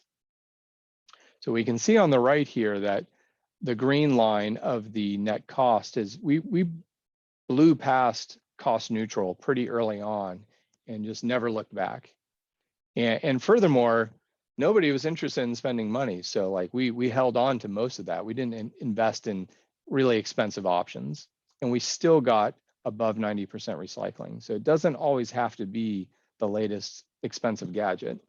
On the blue line, you can see how we made our climb, and towards the end, it became harder. Like once you get to this top end of your spectrum of your journey, making further progress beyond 90% is hard and takes some more creative thinking. But you did it. So here's the 8 options that you picked across the 3. Now, if you remember, we started, we ended up with 60,000 in our budget when they were expecting that we would be running out of budget. So when we started, our net cost per month was $3,100, and we were actually turned that around into a $7,500 profit each month. Our savings went from 7,800 all the way up to 21,000 a month. So some really nice savings, and that's really speaks to the reduce and reuse efforts, because now the company isn't buying stuff, which is a really good cost savings. If we come, yeah. And also not paying more for handling the waste as well. Yeah, you benefit by it several ways on the cost side. Now, if we look at our true certification, our final 3R rate, or zero waste diversion rate, is 92%. So that earns us a point here for our zero waste diversion credit. We earn 36 credits across the different programs that were implemented for a total of 37 true credits, which is one shy of silver. That's really, really good. And I bet you could, in the remaining time you have that year, you could find the credits to get up to silver. We look over at lead O&M, operations and maintenance. We saw that we met the prerequisite for a purchasing policy for renovations and for the minimum score of 40% for waste performance. And then you just ran up the score. So 87% final recycling rate, which gets us all the way up to 7 points for waste performance. So you're nearly maxing out the available credits for that. And because of your focus on purchasing, you earned an extra point there for reducing your ongoing consumables. So 8 points to contribute to your overall lead O&M certification. So good job, everyone. I'm just gonna plug you into the leaderboard here, and we'll see how you compare with the other folks who've played the game before. Hold on. There we go. So for your budget remaining, you ended up with a lot. They were expecting you would have 0, and you said, well, here's 60,000. Now maybe I could talk about a raise. You started at 3,100, ended at 75. Let's see, there's your savings. Your final 3R rate, 92%, very good. You can see you tied for first place for total true credits, getting 37 true credits. And your recycling rate is the highest of any group that has ever played this game. So good job there, and some really nice decisions made there. And hopefully you learn something about how those different decisions interact with each other and play together to weave together into this system that is a true waste or true zero waste facility, rather than just having some really nice recycling bins. So with that, we have a little bit of time for Q&A. How did Mihir or Susie, how did we want to do this portion of it? Yeah, if there are questions and answers in the audience, you're welcome to submit those through the Q&A. We're getting a lot of wonderful comments as well in the chat. I think people really love the game. So thank you, Denise and Ryan, for walking us through that. And bravo, everyone, you did such a good job. I'm so impressed. So yeah, we can, if you want to, Ryan, if you want to switch back to the screen, just so that we can kind of queue up for the next one while we maybe wait for some questions to come in. And then if there are no questions, feel free to share any more while we have some time remaining. And if not, maybe we'll go to our next portion of the event. So I just want to comment on a comment that came throughout the game related to food donation. I think the person work in the hospitality industry, and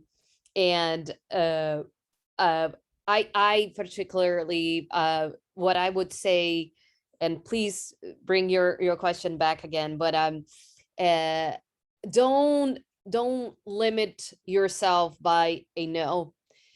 Find a way to do this. A food donation, it's really important. There are definitely ways that you can find a solution that respects your regulatory or regular situation, but at the same time, you promote this.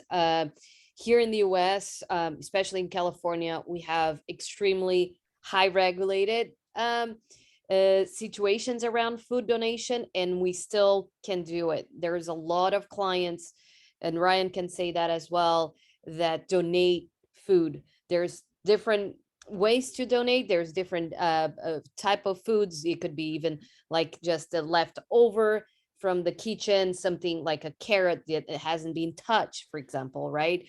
Or all the way to a sandwich that also nobody touched. So there's different nonprofits that see that implications, that barrier of food donation, and they come with an agreement with you, and you sign a contract, a waiver saying, you know, you're not responsible for anything that happened or something like that. So definitely don't give up. That's the only thing I want to say. Don't give up. Please pursue this, because it's really important. Food waste, it's probably one of the largest waste streams that we generate globally. It's a no-brainer, in my opinion, to really fight for this. So thank you for bringing that up. So Ryan and Denise, there was a question in the chat that says, to make a policy does not cost anything, right? You know, to write it, to put that thought, maybe a little bit of human resources, but to implement it does. And so were those costs kind of factored in to some of the outputs or in the game? So within the choices of the game, we really just focused on the implementation cost, not the effect on ongoing costs. That was really a decision just to keep the game simple enough to get through 8 rounds without thinking about how it affects 6 other department budgets. That's a very valid point that you raise, that you do want to think about, make sure that you're not just creating work for other departments. When you can do that and be a partner with other departments and help them achieve their goals as well, then that's a really good way to do it. And I'm glad that you brought that up, because it's very important not to just completely wave that under the rug. We just decided to do that for the board game, just so we could keep things simple enough to get through 8 rounds. Yeah, and there's variants of like cost implications on policies, implementation. I'm happy, you know, we can discuss more and more, but I agree with Ryan. We kept this simple. I think you need to look internally in your situation and see what are the cost implications, because it could be minimal compared to your handling cost, the other cost that you have handling the waste or the materials that you have in your facility. All right, so we have a couple of questions that I want to get to. I think one question that is a little bit more logistics oriented, and maybe Ryan, I'll let you answer this, but people are asking if the game is available, and I'll let you take the answer for that. Yeah, the short answer is no. This is something that Denise and I use to deliver training. We spent a lot of time, as you can tell, investing in this to develop it as a training aid. So we don't just give it out, but we do use it as part of training workshops. Yeah, I would encourage maybe one of you to create something similar, right? And for something regionally. Yeah, I will say this is all just done in Excel. As you could probably tell, like, you know, it's a lot of interacting equations, but you can see the different pieces I used and how I, you know, flowed it through the incoming, the sorting, and then the cost and of recycling. So, you know, please copy me. And there's nothing particularly complicated about it. It's just interlinking a lot of different things to show how they work together. Yeah, so sort of related to that, there is a question that says, will we learn how to make strategic decisions in the program, or is it really sort of a trial and error thing? So as consultants with many years of experience, maybe you can shed some light on someone who might be sort of newer to the program asking a question like this. Denise, you want to start us? Yeah, I think there's both, to be honest. I think they're definitely very clear strategic things, especially using the reference guide for True. And there will be pilot programs. I can give an example. I'm actually working on a construction site that is pursuing zero waste. There are a lot of wood pallets coming into the construction site every day. So we are piloting a program with a vendor to reuse that pallet. Or another example with PVC pipes.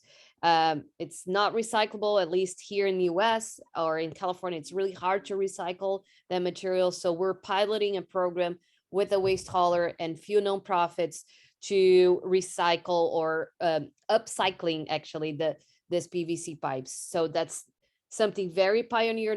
Nobody ever done this. We're working with a company, a nonprofit called Precious Plastic, for example, if you want to check it out. And they're all over the world, and we're piloting a program with them. So there be both. There are definitely strategic strategies, things that you definitely should use the standard for that. It's great examples, great strategic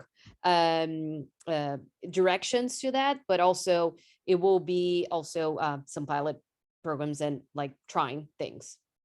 Yeah, and I think I for several clients that I've worked with, we've used the True credit map as a roadmap for a zero waste program.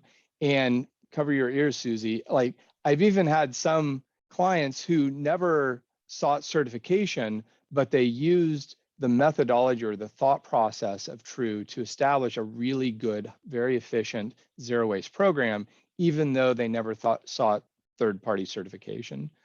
So the credits that are in True, the way that you can earn credits, also give you a strategic roadmap for different things that you can do to get ahead of the game and not just always be chasing the recycling bin. So it can be very effective that way. Now, there's 81 credits. You know, there's definitely some trial and error in what you're going to do first. And that's where you really have to know your particular organization and just use your intuition, try something, see what it does. There's definitely trial and error, but now you can do trial and error with a roadmap because you can pull out the credit list and go, okay, here's the world of possibility of what we can do. Let's pick one. So it's a little of both.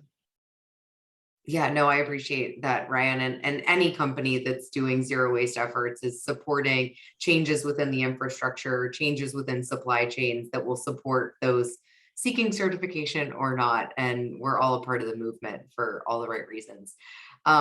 So one last question I'll let you both answer live is from Carla. And she says, for small offices, how do you start a zero waste program? Yeah, I can definitely talk a lot about offices because that's the majority of our clients. We're very into commercial buildings and multi-tenant buildings here at All About Waste. Again, I think the first thing is to do a waste audit. Understand, I say that it's a waste audit. It's always like going to when you go to a doctor and they have all that questionnaire, like everything, so they understand a little bit more about you. That's what a waste audit is. Like it really, you understand more about your company, you understand about the material flow, you understand about what kind of materials you're generating and so on, even like behavior and things like behavior patterns and so on. So definitely a waste audit. I will start with that. If it's a very small office, you can even do the waste audit by yourself. The True Zero Waste certification has some guidelines on their website how to do a waste audit. I think it's in your house, but you could pretty much can get the idea. I'm sure Susie and her team can give you more information about that if you have questions. And then go to start writing a policy. After you do a waste audit, you understand, your challenges, go to writing policies and talk to the leadership, make sure that the CEO and the leadership are on board with this. And I would add just one other step in there, and that is after you have your waste audit, you kind of know what's up with your facility, is to form a small team and to make sure that you're including not only the downstream side like custodial and shipping, but also the upstream side of procurement and product selection. And having like 3 or 4 people that are working on this, that have a full view of the organization, can really give you that perspective that you need to then start writing the policies, engaging the leadership, and thinking about it from a couple different perspectives. It's just very valuable. Plus, you're not doing it on your own. Terrific. Thanks, guys. I'm also going to pop the pre-certification link into the chat because it's really the best first steps out of the true rating system that we've called out to say these will set you on the trajectory towards achieving. Totally. We use a lot the pre-certification for our commercial office building clients. Yes. Yeah. Well, I think that wraps up the board game discussion, and thank you, Ryan and Denise, for staying up late on the West Coast of the US. And we appreciate your time and effort here so much. And you're welcome to stay on and listen in, but we are going to move forward with just a 5-minute break for folks. So if you need it, please take it. And we will be back here at 10 till the hour. So thanks for playing, everybody. It was a lot of fun. Thank you. And make sure you add us on LinkedIn and social media, because we Twitter and so on. We really would love to keep in contact with you guys. Take care. Thank you. Thank you, Ryan and Denise. I would like to personally thank you guys to staying so up late. And I'm already getting so many emails and messages from the attendees. They are very, very excited to work with you guys. Awesome. Thank you. Thank you. Yeah, you can see their contact information on the screen now, right?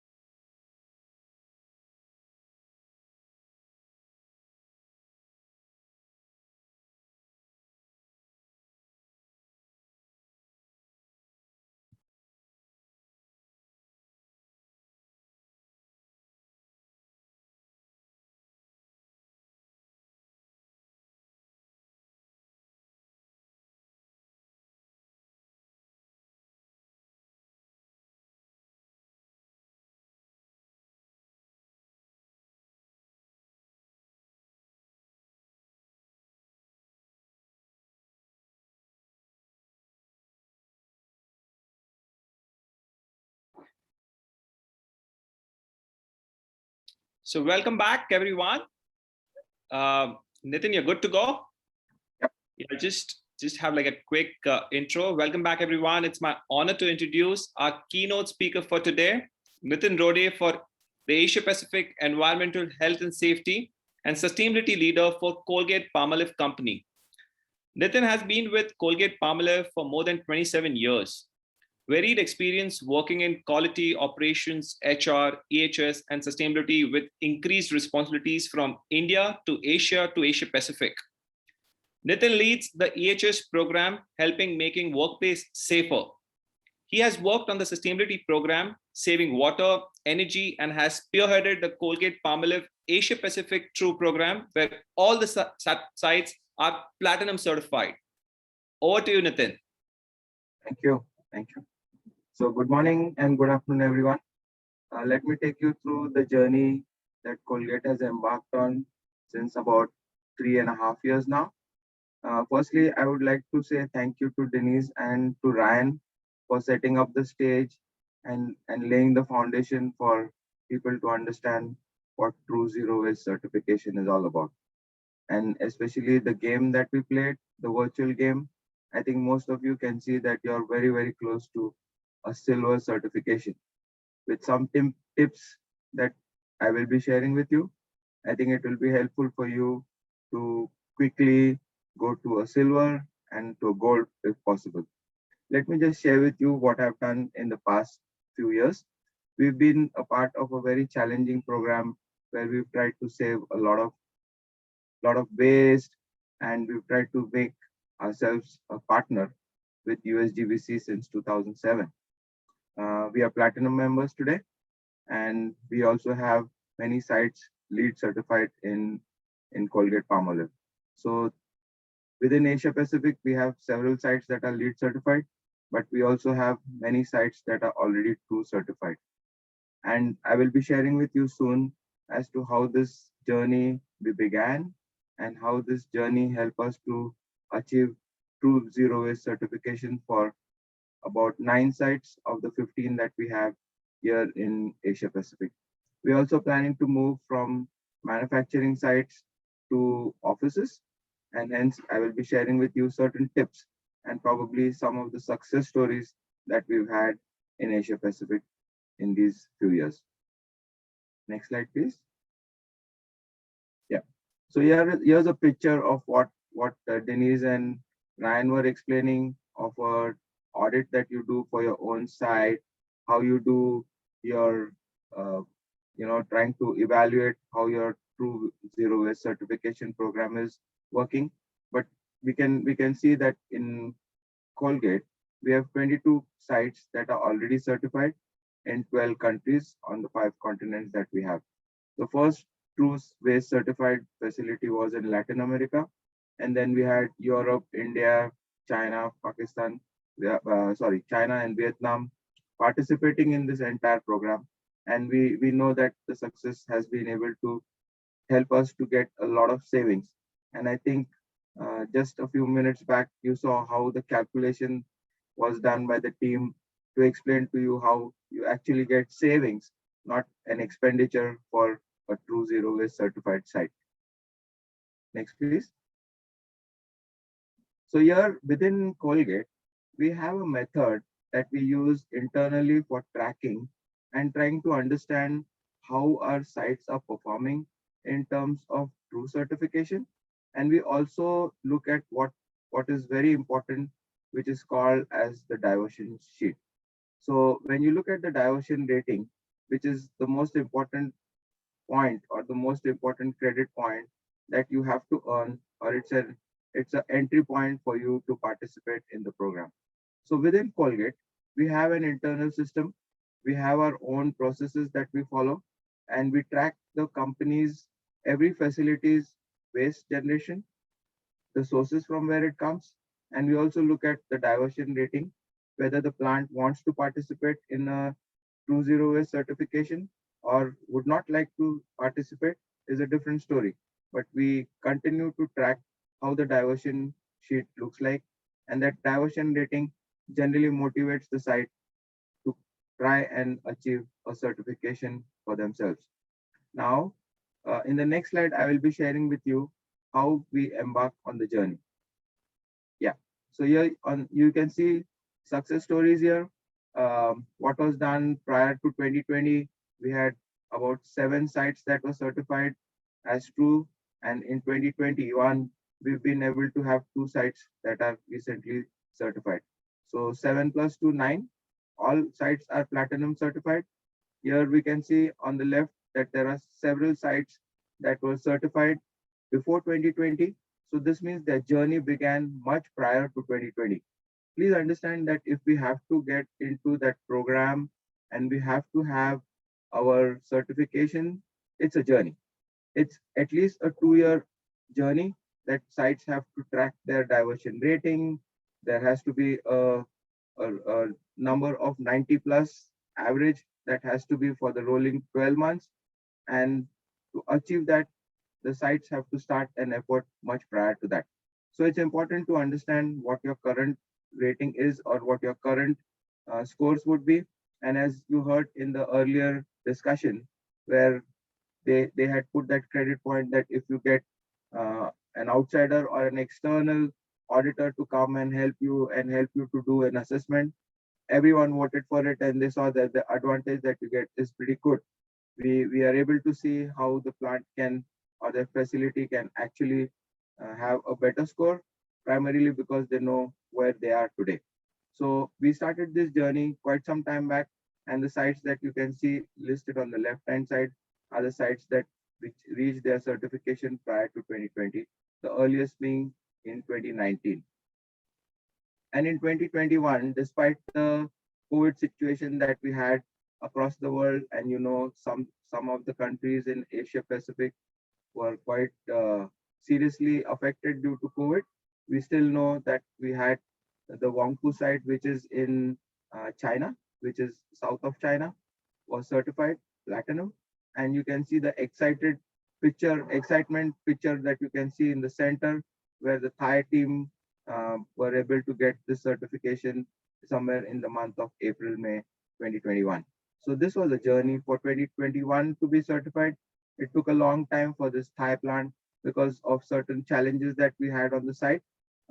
We had to actually move the certification process into the next year, which is 2021. We have a plan in place where we know that our plants in Malaysia, our plant in Australia, Pakistan, and other sites in Yangon and the offices in Bangkok, we also planning to have their certification. We are not leaving the technology center, which is our R&D center, to also be certified, which is located here in Mumbai, India. Next, please. Yeah.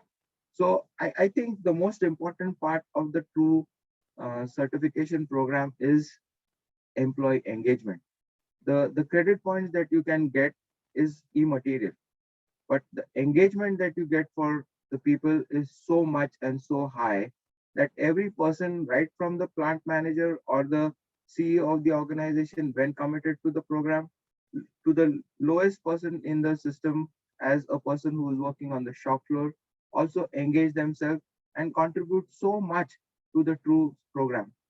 Whether it is giving ideas, whether implementing ideas, or whether it is engaging with parties other than your own, which is mostly your suppliers that help you to get to this so-called diversion rating. And there are lots of credit points that you get for what is called as sourcing. The sourcing team has a big role to play here. They help you to identify suppliers or vendors that collaborate with you to make sure that you have a better program. Please understand that there is something that is upstream, and there's a lot of things that you do affects the downstream. And hence it is important that we engage with our vendors and help them to understand what we are trying to do. And you'll always see that they have a lot of interest, because when you explain to them that this is what you've done, this is how you have done, they can experiment these things for yourself, and you see that they also start getting the benefit. So the calculations that were shown by Denise and Ryan were, as somebody had asked, whether it takes into consideration the cost of a policy that need to be implemented? Yes, the answer it's not. But you see the advantage that you get is sometimes intangible. The cultural change that you bring in your organization is so important for everyone to understand that they're working for something that's going to help the organization, and then it's going to be good for the world. Next one, please. Yep. So how we implemented these true and efficiencies? Well, we all know that there are lots of resources that we have within the organization. With the current job that each one has to do, you may want to put a team in place that looks into the entire resources that we have, whether it's people, whether it's money, whether it's time, whether it is the policies that are going to work behind it, whether the engineering team, whether the operation teams, everyone who's engaged with this program will see that it is so important that we work together and make it a team effort to get this credit program, get these credits that you have under the program. Now, what we generally do is uh, there are some credits that we get easily within Colgate, because there are some policies that we have within the organization that we follow, and it helps us to get these credit points so very easily. Well, you heard some time back that if a site is LEED certified, there are lots of advantages. Firstly, because when you build the plant, you build a culture. When you build a culture, you change the behaviors of people, and this change in behavior will help you to run your program successfully over the next few years when you're trying to pursue your true zero certification. Now, let's understand that LEED certification lays the foundation. This foundation is going to help you. So when you have a LEED certified site and you're trying to pursue a true zero waste certification for this site, it makes your life a little more easier. Well, we also have developed so-called regional experts. We have these experts within our organization that help and assist the plants or the facilities to make them understand how the true zero waste program, how the true program runs, how it works, and most importantly, what are the challenges that you face when you're trying to implement this program. Next, please. Okay. So I was explaining to you that within our organization, we have processes that we follow that help you do an analysis of your waste.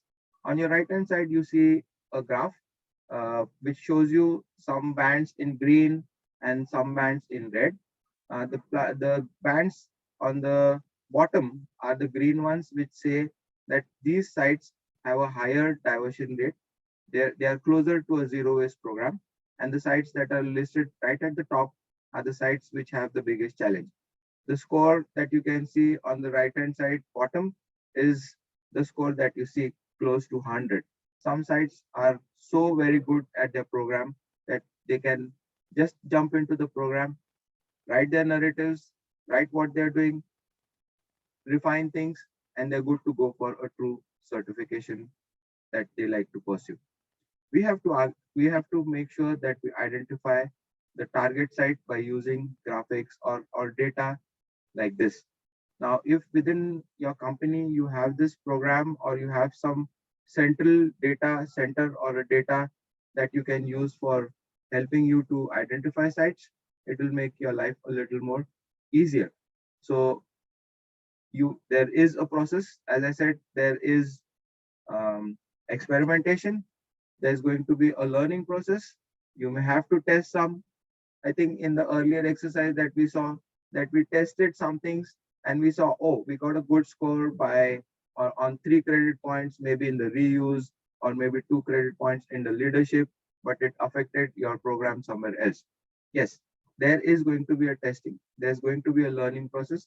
We did the test and learn pilot, where we had a lot of learnings, and from there we started to refine our program.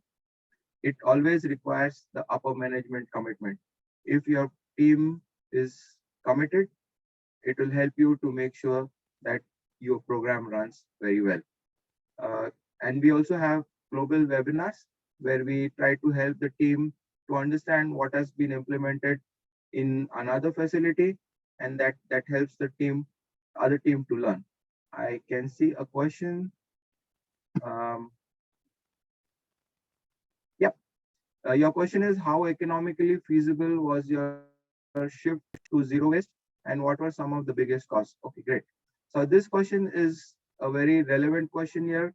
When people are pursuing a program, there is a cost. Please understand there's a cost, but let's also understand that zero waste program has its own sides.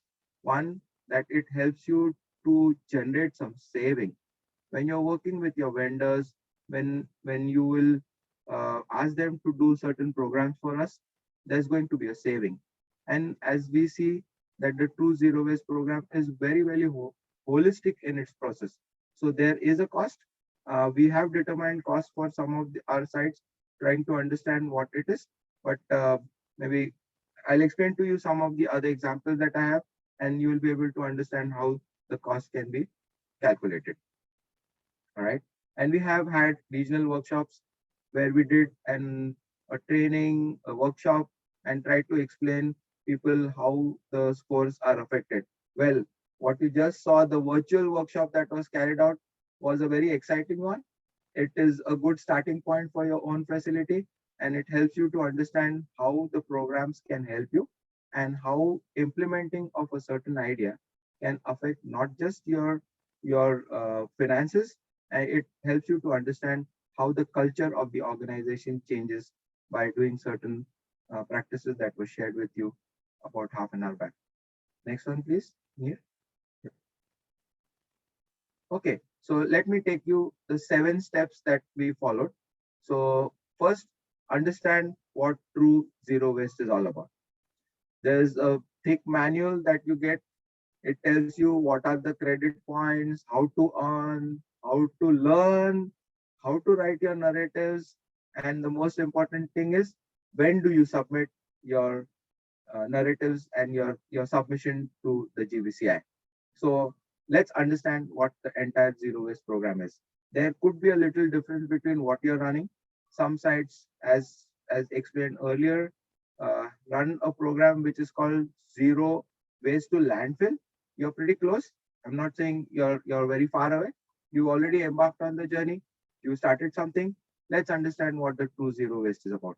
Once you understand this, which can be done through a webinar or through a workshop, this helps everyone's understanding and it helps everyone to get on the same page.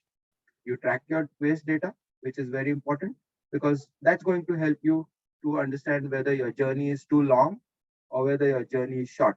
If your score is good, your journey is short. If your score is not so good, well, you have to put in more efforts to reach your destination. Next one, please. Yeah.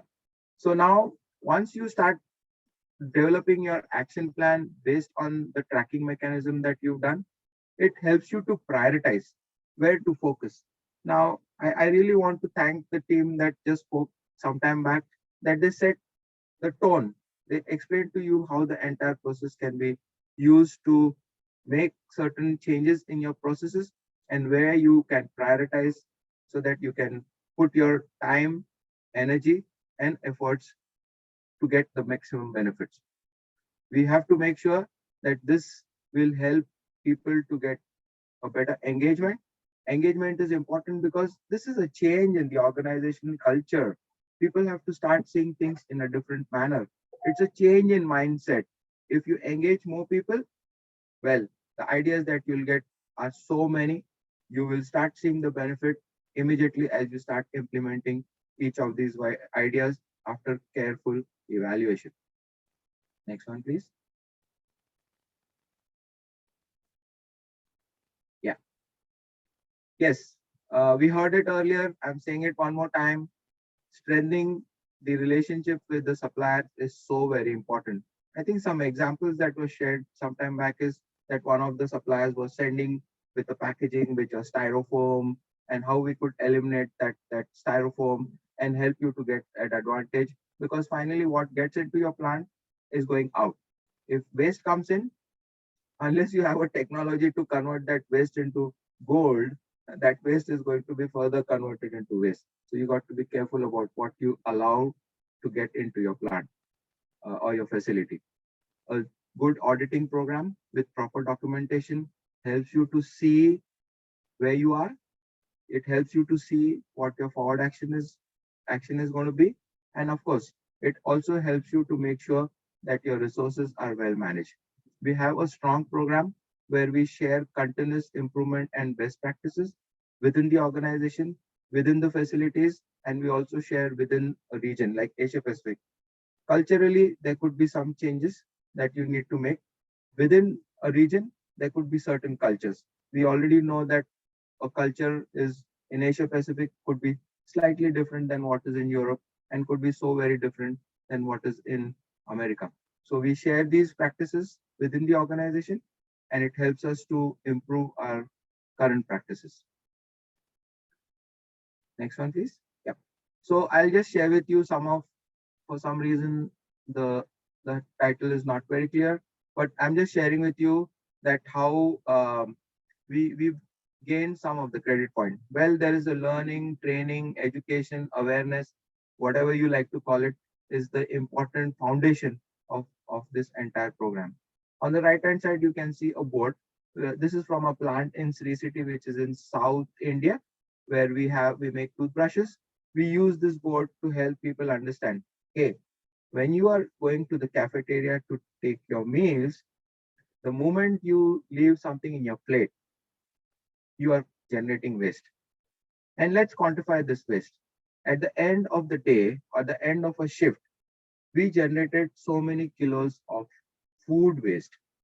Now, do you know how many people could have been fed with this? Well, this is how we try to educate. So once you walking into the cafeteria, coming out of the cafeteria, you see this board. So when you're entering into the cafeteria and you see this board, it starts changing your behavior. When you take something on your plate, you choose how much you can take.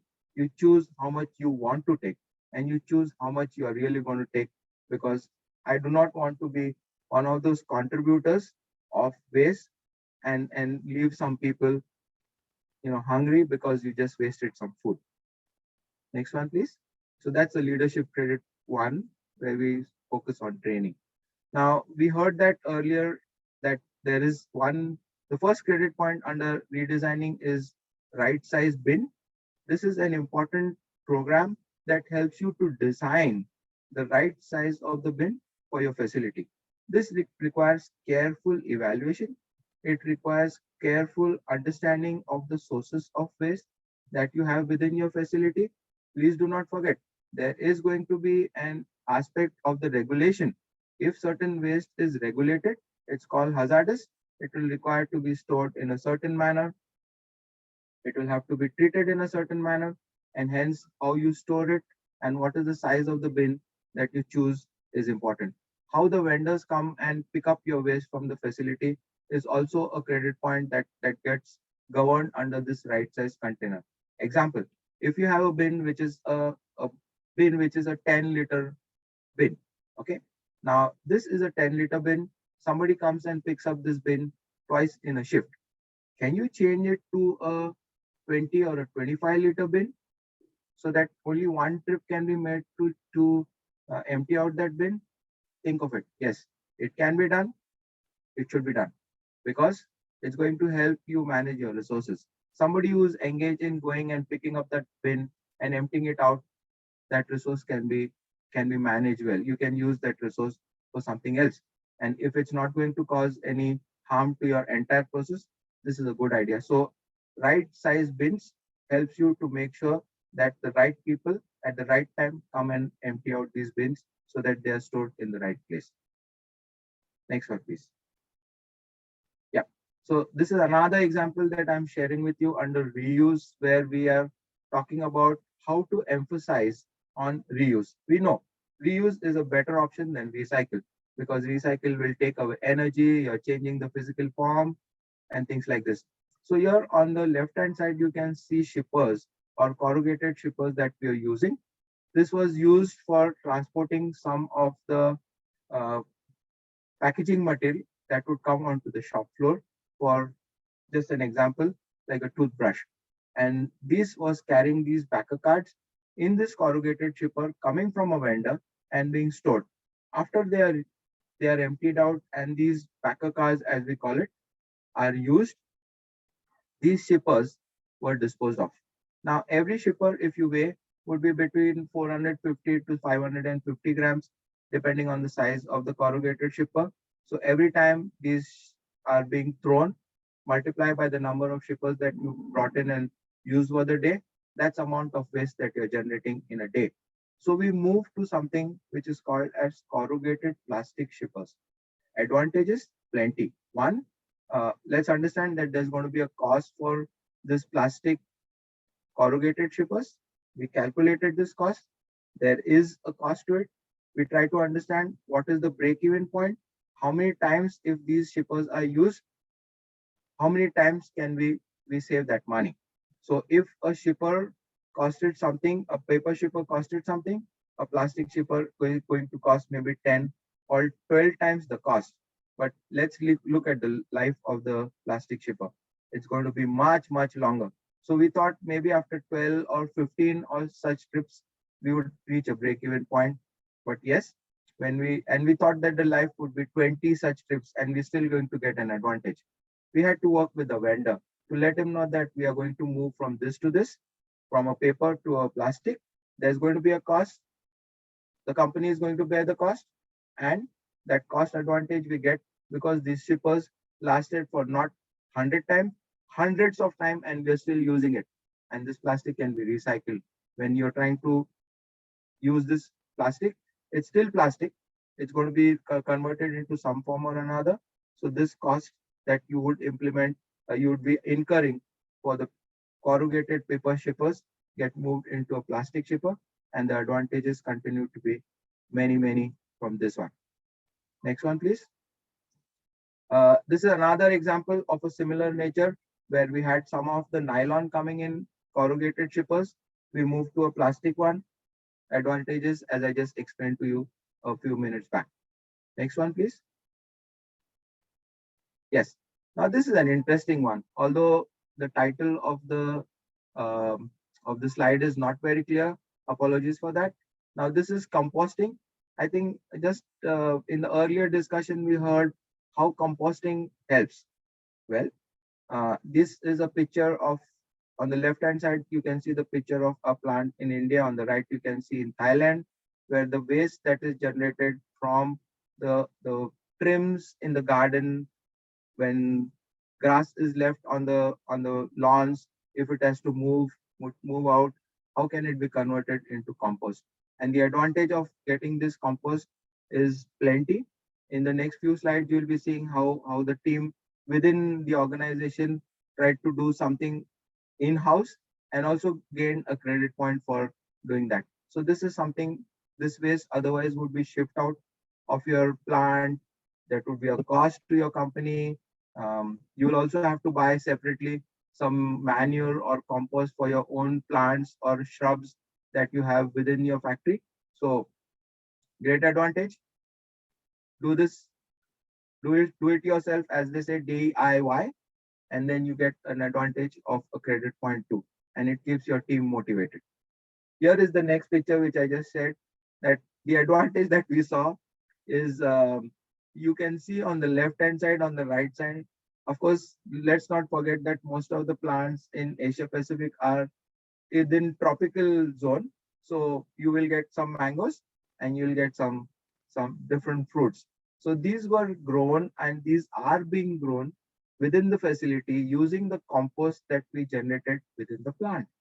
So the trims, when composted, the food, some of the food waste that got composted was converted into was used to make sure that these are used for the gardening, and it helped to grow a better yield within the plants. And we quantify that. Can you please go back to the earlier slide? You can see at the bottom the amount of mangoes and fruits that were grown within the plant. So we quantify that. It helps us to know and give it a tangibility of what we are getting as an advantage through it. Yeah, next one, please. Yes. Now, this is something that I like to talk about. Denise spoke about it. This is something very close to my heart. This is donation of food. Good food within your cafeteria, good food within your facilities, when can reach the underprivileged. The satisfaction that you get and the happiness that you get cannot be quantified. The food that is left over within the plants is shipped out using an NGO or a non-government organization who moves this to a place from where it is distributed to the underprivileged. There are many people, many children, and many people who get an advantage through it. And this is being done every single day at the end of every shift. So 3 times in a day, a vehicle comes from the NGO. We store this food in the right manner, and it gets moved to this place from where it is distributed to the underprivileged. Next one, please. And that's a credit under reuse 6. Okay, now this is leadership. I think this is a very simple, easy one to do. You participate in a community cleanup program. This is so easy. This is so nice. It gives visibility to what you're doing. And I'm sure most of your facilities or most of the companies would like to have visibility in the area of sustainability as to what are you doing as under your sustainability program.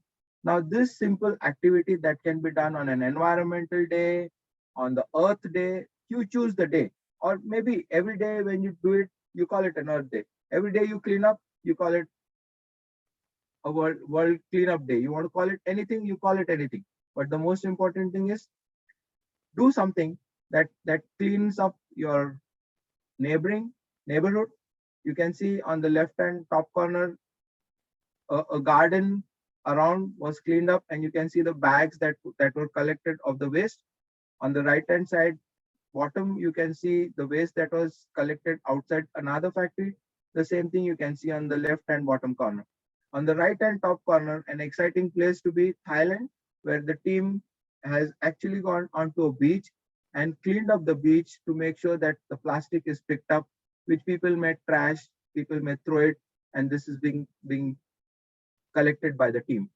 Within the picture on the left hand corner, you see the plant manager is a participant. He has gone there by himself, participated in the program, spent a lot of time and energy and trying to motivate his team, showing visibility to them to say, hey, this is what I can do, and I motivate you to do the others. So the amount of waste that was collected was quite a lot. It also gave visibility to Colgate that Colgate is participating in such a cleanup program. Next one, please. Right. All right. Sure. I'll try to just quickly do. We have tried to gain some advantages through the tubes that you can see on the left hand side. They are being crushed. They are being converted into a board. The boards are being converted into tables, and these tables are being used at different places. We've also tried to see whether this can be donated and can be used at a certain place. So this is the plastic tubes that are being converted into board. They have a long life and cannot be and can be used for a long time because they do not rot. They are not. There's no wood content in it. Okay, I'll speed up a little bit. Next one, please. Yeah. So some special things that I would like to share with you. I won't go through each one of them. I'll just pick and choose.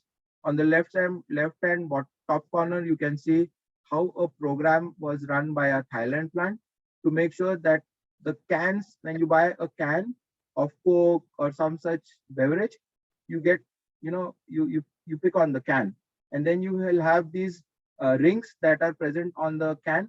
They collected that, and this was being converted. The money that was raised through these can rings was donated for a purpose where prosthetic foundation of the Royal Highness of the Prince of Thailand. This money went there, and it was used for creating prosthetic arms and legs for people who need it. In Vietnam, there was another program where the PET, that is tubes, the packaging material that is used, was being separated from the paper that is stuck on or glued onto the surface, and then it was converted into another RPP, or we call recycle PET, and You can also see on the left and bottom corner that some of the sludge that would be generated from the factories was being converted into cement. And in other facilities, some such new practices were implemented. At the bottom, you can see how food was being grown and then converted into something within the facility.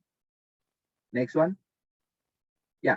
So we are trying to connect this with our brands. We are trying to use a logo that has been approved by GBCI to be used and to promote on the products, so that we can say that this product has been made in a certified zero facility, zero waste facility. Last one, the conclusion. We continue to collaborate with USGBC. The True Zero Waste program is a global platform for improvement, and I shared with you how we share practices within the organization. It helps in great opportunity for engagement and motivation. And the important thing that we believe is it is a meaningful step that we are taking to promote sustainability. It helps to improve the culture of the organization, and needless to say, it promotes the 7 R's that we always talk about within a sustainability program.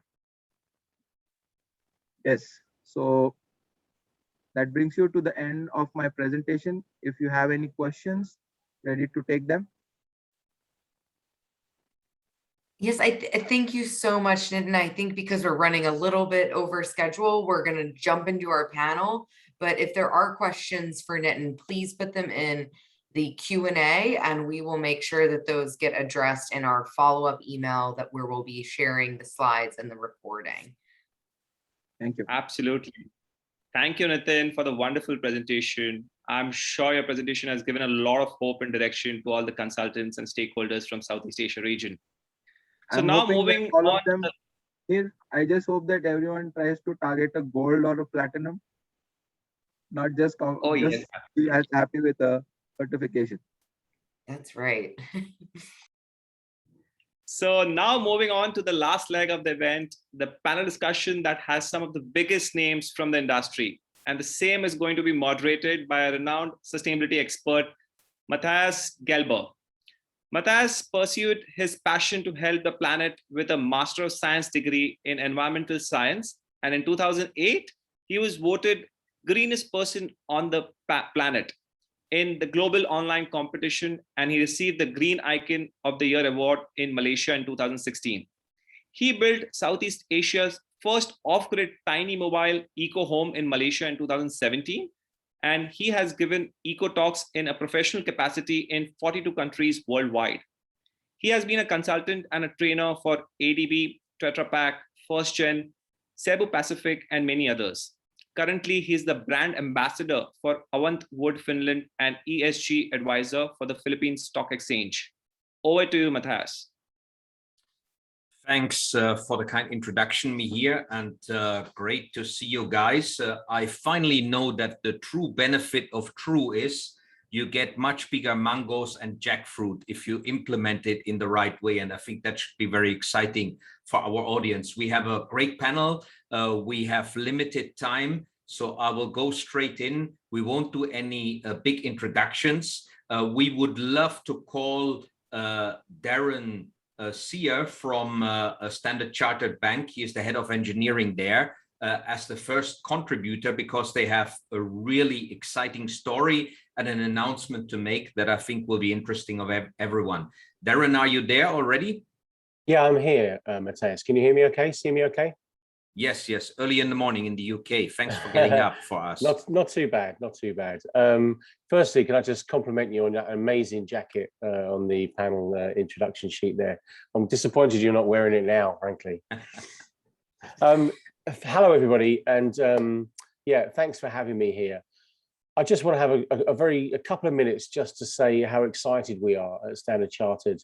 We are on our very early days of this True journey, but we also recognize that waste needs to get more, needs to be promoted more in this industry. We've taken care of carbon, or we are taking care of carbon and energy and water, but waste and recycling simply hasn't had the focus it needs to have over the last few years, and we're hoping to change that. we've recently started the pre-qualification for 2 of our major sites in Singapore, in Changi Business Park. And my colleague Nick Hughes is on the panel as well. Hopefully we get time to talk about some of the other projects as well. But just from my side, I believe we are the first, if not one of the first financial institutions to do this. Obviously, most of our input is corporate real estate, which, as you know, has a huge impact on the global environment. And we have the benefit of getting top-level stakeholder management buy-in on this. So we're very excited on the journey, looking forward to using some of those lessons learned that Nitin has shared. We're here for any questions that people might have. Thanks, Mateus. Great, thanks a lot, Darren. Actually, the shirt is being recycled at the moment in the washing machine. It's been a couple of 100 times. I don't hesitate to admit that. And normally I always wear that one, so I thought I'd make a difference today. But next time, if we meet again, it will be up again. So we will have every one of our panelists give a quick input at the beginning. Maybe I'll start next with Ollie, our plastic man, and he's got some really exciting stuff as well for all the listeners, that there is huge demand for true advisory all over the world, and with a very special event coming up. Ollie, over to you. Thank you, Matthias. Yeah, it's a pleasure to be here. Just to give a short introduction, I'm a sustainability specialist at an ocean cleanup organization called 7 Clean Seas. And really, we focus on the plastic issue. And I'm working on the upstream solutions. So how do we intervene through projects, events, operations, supply chain to determine the plastic issues? I mean, I think Ryan and Denise summarized it very well, that one of the biggest challenges with plastics is the economic feasibility of reduction opportunities. And therefore, you need to look at the waste system as a whole, because if you can find some savings and some efficiencies in other waste streams, then you can invest them back in plastics, which is the more problematic waste stream. And and kind of big news on that as well. Myself and the team at 7 Clean Seas will be working on auditing the plastic consumption for the Qatar 2022 World Cup in an attempt to increase the resolution of plastics data that's available and see if there's additional reduction opportunities for the event itself. But it's a pleasure to be here on this panel with you.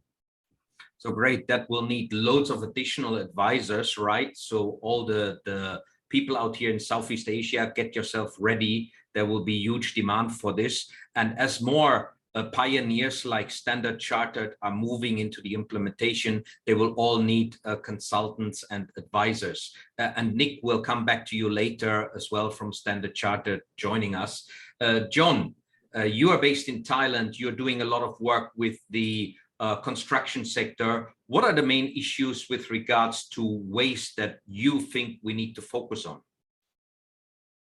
Yeah, hi everybody. I'm working with Minehut in Thailand. We do environmentally sustainable design, which involves trying to reduce energy consumption and water consumption into buildings and improving the indoor environments.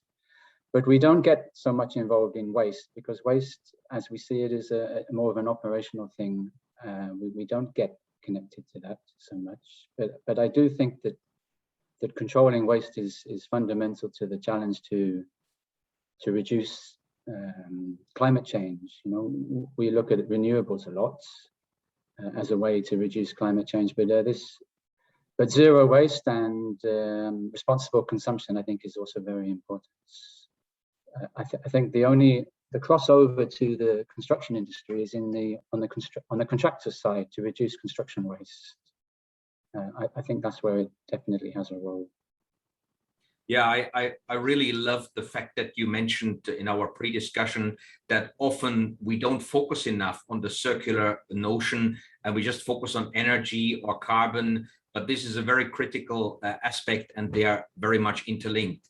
Now, Karen, you are based in Singapore as well, and you've done quite a lot of work with different organizations. What have been the main benefits you've seen on the ground operationally that implementers have been able to achieve besides getting bigger mangoes and jackfruits? Thanks, Matthias. Hi, everyone. My name is Karan Sanchanwar. I'm from Atelier 10. We're a sustainability consultant, and For our projects in Singapore, let me give you a bit of a context why zero waste design is imperative in Singapore, because the waste disposed in Singapore has increased sevenfold over the last 40 years. And Singapore's one and only landfill site where the incinerated or non-incinerated waste goes is going to be full by 2035. So we are on a clock over here. For our projects, there are many angles of opportunities when we improve the overall zero waste management. The first one is the financial point of view, in which the waste goes into the saving, which is reduced haulage cost, tipping cost. From a sustainability point of view, of course, we are cutting the project's carbon footprint. And from a wellness point of view, we are supporting the public health and improving the working environment for the project. Yeah, I like the wellness part. I mean, a lot of us that work with listed companies, it's an ESG issue, environment, social governance. Under the social aspect, employee wellness and productivity under COVID has really become a focal area that we need to really look at. Obi Wetzel, all the way from, did I get it correct? You're mainly based in Phuket, and you have pointed out a couple of upstream issues on looking at holistically at waste. Maybe you can share your angle with us and the learnings that you've made over the last few years. Yes, thank you. Yeah, Obi, 29 years in Phuket, in Thailand, doing construction and project and development management. The company is called DMG. I'm very pleased to hear to learn about the true ethos and the true, what did Ryan call it, the strategic roadmap from true. Construction project, we took our last project lead. And as a project, I mean, there was at times 1,100 people on the job site. It took 5 years to do it. It took, of course, since we achieved LEED Gold, of course, we worked on material waste and renewables and on-site energy production and all of those systems. And LEED took us through that process. However, there was surprises and huge challenges that I think True can help us, or this matrix, this ethos of True can help us address in the construction industry. Point taken, tomorrow's construction is mostly going to be, in my area, is mostly going to be renovations. Well, renovations by nature create a whole lot of waste. There's demolition in most renovations. So clearly going forward, the ethos of True is huge. In the project we did, yes, we controlled on-site waste management. We did it very well, and we achieved LEED Gold, as said. However, in the 5 years that we did this project, it's on the coast of Phuket, there was over 400 cubic meters of plastic flotsam that came up on the beach. Now, that wasn't accounted for. There's nothing about LEED that would allow us to recycle that or demand that we recycle that. Also, we were next to a brown site that was bringing literally wastewater onto the project. Our water system, we had huge water systems to clean and protect and recycle our own water, but we were in a situation where we were in an environment that air quality, water quality, wastewater quality, and the pollution that arrived from the ocean were huge challenges that LEED wouldn't help us meet. Hopefully, understanding True and the matrix that True analyzes those kinds of systems, whether it's a factory or a project site, True can help us understand how to reach those control that amount of waste. No project's an island is what I'm learning from listening to True. So thank you for True, and thank you for that expertise. It's something I really need to learn. I need to teach my team. We all need to learn this piece. So that's great. That's my. Yeah, thanks, OB, for that point. True is filling a gap that we have had, very much similar to the comment that John mentioned earlier. Obviously, we are very much focused on decarbonization because that's the big threat. We have had a lot of focus on plastic as an issue, but looking at it holistically, how we can really achieve that zero waste. And now coming back to Standard Chartered, Nick and Darren, you're the pioneers in Singapore now going through pre-certification. I mean, you're an office environment, right? There is no huge manufacturing waste that you're generating. And I guess the main challenge will be to get the employees motivated to look at all these little things that are there. How are you going to make this, happen at a practical level with getting all the employees involved, and what benefits do you expect? Yeah, hi, I'm Nick Hughes. I'm the Regional Workplace Manager for Standard Chartered in Asia. Just to sort of let you know, that Standard Chartered has the aspiration to be the world's most sustainable and responsible bank. And this is throughout the life cycle of the bank. That is from our own products within property. So, and how we dispose of waste, etc., to sustainable and green finance, which has been implemented in Asia, Africa, and the Middle East. But let's just get back to the waste sort of discussion which we're looking at. Before COVID, we implemented single-use plastics, plastic-free buildings. This introduced reused cutlery and removed disposable options. COVID has been a bit of a hiccup along the road, but it hasn't been major. We've also introduced office composting. This allows staff to dispose of food waste directly into convenient receptacle without contaminating recycling bins. So we've noticed that the people that put into the recycling bins, but half their lunch is in there and things like that, which means it's no good to anything as well.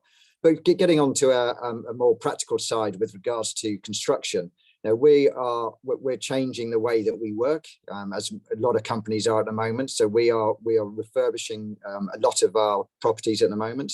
So we're reducing our space by half, but doubling the overall experience. So what we've implemented here is that we're reducing the amount of waste. We're reducing the amount of new products which we're bringing in. So we're reusing products. So we're saving on carbon there, and also we're reusing what we are. So we're saving P&L to our bank as well. Now, some of the products also we use as carpet, and that's there's a particular manufacturer that uses fishing nets from the Philippines, and they make that into carpet. So that's a great use of waste there as well. But also furniture side.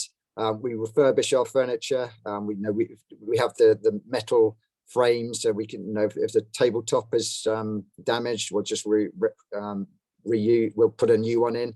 And as I said, mentioned before, we reuse it as well. Another exciting scheme which we've introduced is a lot of our 100% of us are working from home, but they were working from home on a dining room table, kitchen table. Even a colleague of mine used an ironing board to work at home and so forth. But what we've done is some of the furniture, which we don't need anymore, we've put on a staff sale, and staff can actually buy a chair, which is ergonomically friendly, and also the tables. They can buy monitors and they can buy keyboards. So rather than sort of chucking it away or in a sustainable way, we've actually sold them to our staff, and that's gone to charity as well. So that's been a very popular sort of side from that sort of thing as well. Excellent. Can I buy? Sorry. Yeah. Can I buy an ergonomic chair from your guys here in Manila? I need one. I'd love to have a second-hand one. Yeah, actually. Sorry. Yeah. Actually, one thing that I picked up from you and as well the earlier game and Nitin's presentation is the key role of procurement and getting the people that are the gatekeepers of what comes into the business to really get the awareness that they can be the change and include that into the procurement criteria.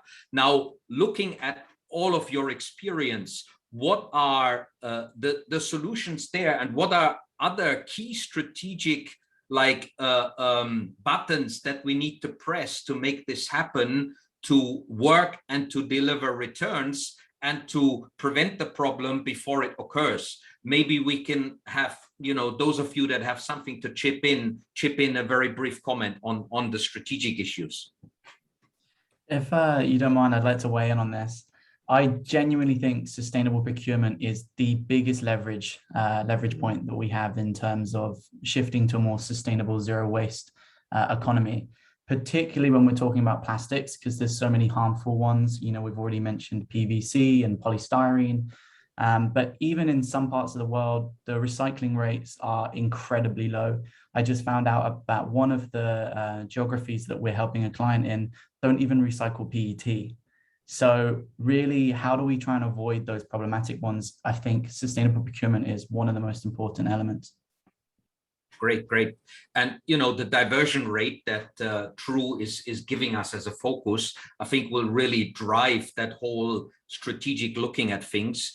OB and John, with regards to the construction sector, I mean, procurement is as well the key, right, to reducing it. If you look at the building behind me, that's timber made from waste from plywood cores.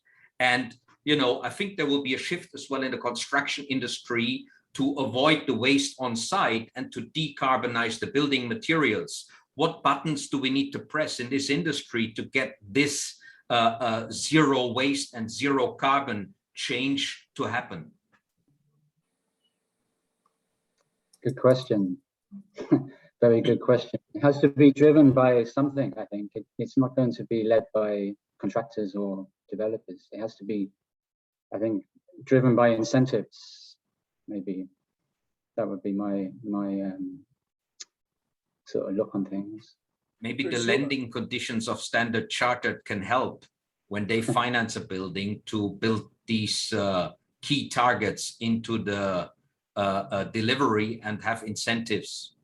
If I may, Chippy, I know OB, you probably want to speak, but if I may, just as that's a nice segue for us, that's absolutely part of our sustainable financing position. The corporate real estate financial sector and us financing those positions, we're asking our clients, can they be LEED certified? Can they prove that it's on a sustainable journey? The procurement side of things is so important as well. And my personal opinion is that the only way that's going to drive that, incentives is absolutely correct, but the cost of raw materials should go up and the cost of recycled materials should be beneficial. And I think that will be a great driver. Before I go over to OB, just from a Standard Chartered perspective, will you be able to include the zero waste and zero carbon goals into your lending criteria and give people lower interest rates if they deliver on that? Well, they are certainly talking about lower interest rates for a green building. Now, green is a very subjective term, and we're trying to build a bit more science behind that.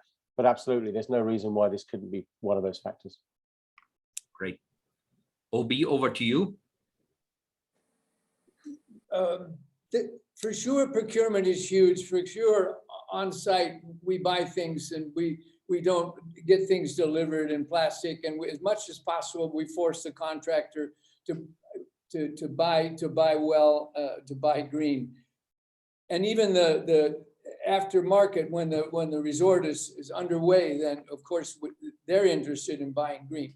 What I'm distressed about is, what about that stuff we didn't buy? That stuff that just floats up on the beach. And as I said, 500 cubic meters of trash now, and there's no facility. I mean, I'm debating whether do I grind it up. The recycle system in Phuket, trust me, is abysmal. You can put it, you can divide the plastic into 7 different kinds, but that doesn't mean any of it is sellable.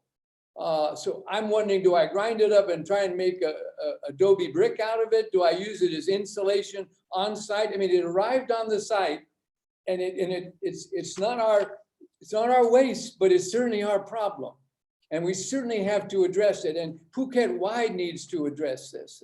And normally, this is a tourist mecca around the planet, and right now we only have 10,000 tourists a month, but we've had 17,000 a day. So when they come back, we hope they come back. A, they're going to generate more waste, and B, that stuff that continues to float up even in a COVID where no one's traveling. How do we deal with that? That is the huge challenge. And maybe Ollie can help us hugely with answering that question. Yeah, I'd definitely love to comment on that. I mean, this is what we do. We have projects in Indonesia and we're expanding into Malaysia, Sri Lanka, all of these areas. But you've raised a really important point. And I think that one thing that we need to consider, particularly in Asia, is leakage rates. So finding the proper end-of-life solutions is really important because the leakage rates of plastics, cardboards, everything, even things such as burning and open dump sites into the environment is upwards of 60, 80% in some cases. So really we need to find ways to also redirect funding into areas where they don't have the correct waste management infrastructure. And that's what we push on the other side of our activities here in 7 Clean Seas is using crediting and offsetting capabilities to fund projects that could create additionality in collecting from the environment. But it's a huge problem and something that we're facing here, considerably. And I think just to add on to, the sustainable procurement and all of these other elements is that the recycled value of materials such as plastic is so low, and that's why there isn't the proper end-of-life solutions. And I think that's another thing that we need to consider when we talk about sustainable procurement is the recycled content of the products that we're purchasing. Because if we want a zero waste or a circular model, then we also need to make sure that the market for these recycled products is constrained, that there's a demand for it, and therefore the value is there.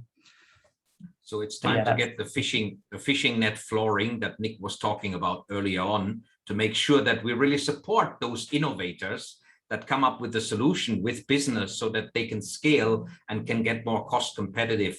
Karen, I want to come back to you before we open up for questions. So please use the Q&A part for your questions. How does this work in terms of government supporting those kind of initiatives? I mean, Singapore government is fairly proactive on decarbonization and green plans. How is that working in practice in the Singapore context? Thanks, Matthias. So, like I mentioned earlier, that Singapore, the one and only landfill site, is going to be filling up by 2035.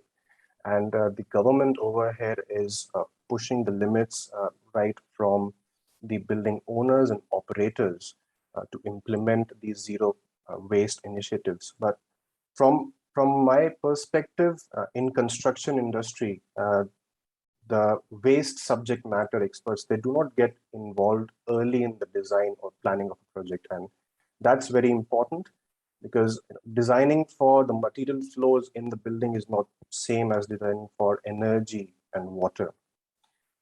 From our project experience, we have in Singapore reasonably high recycling rates for construction and demolition waste, concrete, steel, etc.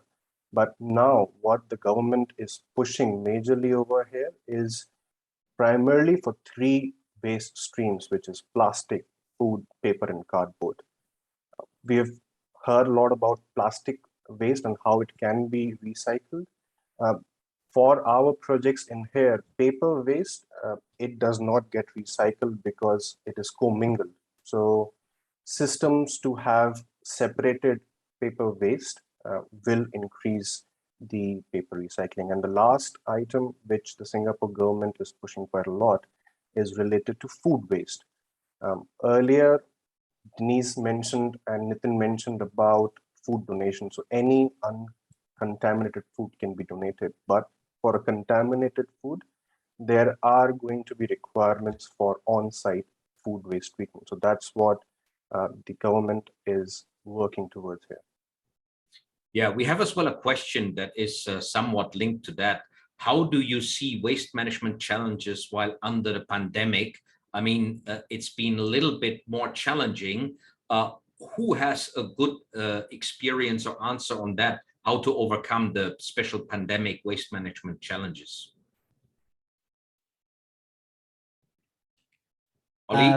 This is a good point, because predominantly with the PPE that we're seeing, there's a lot that we're producing, and actually we've done audits in certain sectors such as shipping.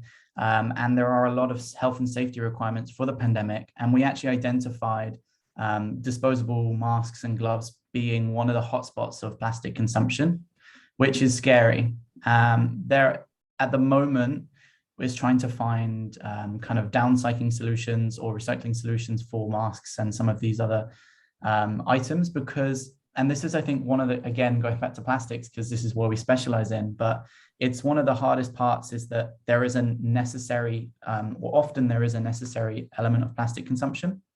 Now, can we make that plastic consumption more sustainable and circular? Yes. In some cases, it's more challenging than others, such as PPE. But we really need to invest and focus on these solutions more. We also see the same in food as well, that there is hygiene requirements with packaging and shelf life as well. So those are the more challenging ones, and finding alternatives for this is really important. Right, we've got 4 minutes left. We don't have any additional questions, just some comments that were already addressed by our True team, such as training for True Advisor. So I'd like every panelist to give their 30-second conclusion. What is your top tip for achieving true and zero waste as a target in your organization? Maybe we can start with Darren so he can go back to bed earlier, and keep it short, 30 seconds. Yeah. Darren, what's your advice? Okay, it's too late for that. Too late for bed now. 30-second pitch would be 2 things. Get your staff on board and get your top management on board. All right. Everybody needs to buy into this if they're going to make it work. You can't do it alone. You're not an island. All right. So make that a priority, and good luck. Great. Excellent. Karan, what are your 1 or 2 points? And then we go to OB, then Ollie, John, and Nick. Thanks. From my point of view, a good design makes it easy to separate materials and promote reuse and recycling. And True certification provides a framework or a roadmap, which will help in having a closed loop system for waste. So that's my take. Great. Go for True. OB? All the systems like LEED and True and those taxonomies and those ethos, really, waste management is about reconnecting us, really reconnecting us with nature. That is totally what it's all about. I mean, make the sky so it's not polluted, so you can see the stars. Clean up the ocean so you can. So whatever we're on about, any system that leads us toward rediscovering nature and our place in it as a species, that's huge.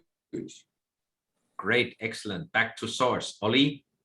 Couldn't agree more, OB. And I actually really agree with Darren. I think it's buy-in is the most important element. We ultimately all create waste, and it has a knock-on effect, not just in the company, but in personal lives as well. And to add to it, I'd say a good relationship and good buy-in from the supply chain is incredibly important as well. True circularity. John? Yeah, I think one of the nice things about circularity is that it can benefit local communities by it gives the opportunity for many businesses to develop businesses based on reuse and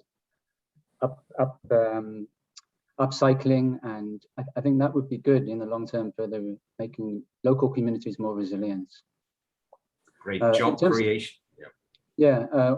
As regards Minehat, we are embarking on a strategy to achieve net zero by 2045, I think, as per the Paris Treaty. So we'll be signing up for the science-based initiative, and I think something like True would be fantastic to adopt to help us to reduce the Scope 3 emissions in our office. Great, excellent. And Nick, your final words? Just on the staff and the buy-in from everyone, I think educational sort of elements as well need to come into why exactly are we doing it. So we actually do have a lot of D&I and sustainable sort of projects going on, and we will have sort of teams, just presentations, just showing them why waste is so important as is sustainability. So I think it's just also scaring people as well. So if you don't do it, you know, the world's going to come to a terrible end. Thank you. All right, great. Thank you so much. Holistic, true circular economy and reaching the hearts and minds of people with motivation, education, and sometimes doomsday scenarios. But I think the motivation is the best. The return on investment is what gets business moving, and a better future for our children warms our hearts. So thanks to the True guys for making this happen. Over to you. Thank you. Thank you so much, Matthias, and all the speakers and the panelists for your time and valuable inputs. We really look forward to working with you and assisting you at all stages in this zero waste journey. We are in this together, and I'm going to connect with you very, very soon. Yes, thank you all. Thank you to all the participants. And coming from the US, it's 1 a.m. here, but I have all the energy in the world after listening to you speak. It really inspires us to keep putting the word out there, and we are grateful for all of the hard work that you're doing. It's really making a difference. So keep on keeping on, and good luck to you all. Have a wonderful rest of your day, and we'll talk soon. Thank you. Goodbye. Thank you for having us. Okay, bye. Thank you. Bye. Thanks, bye.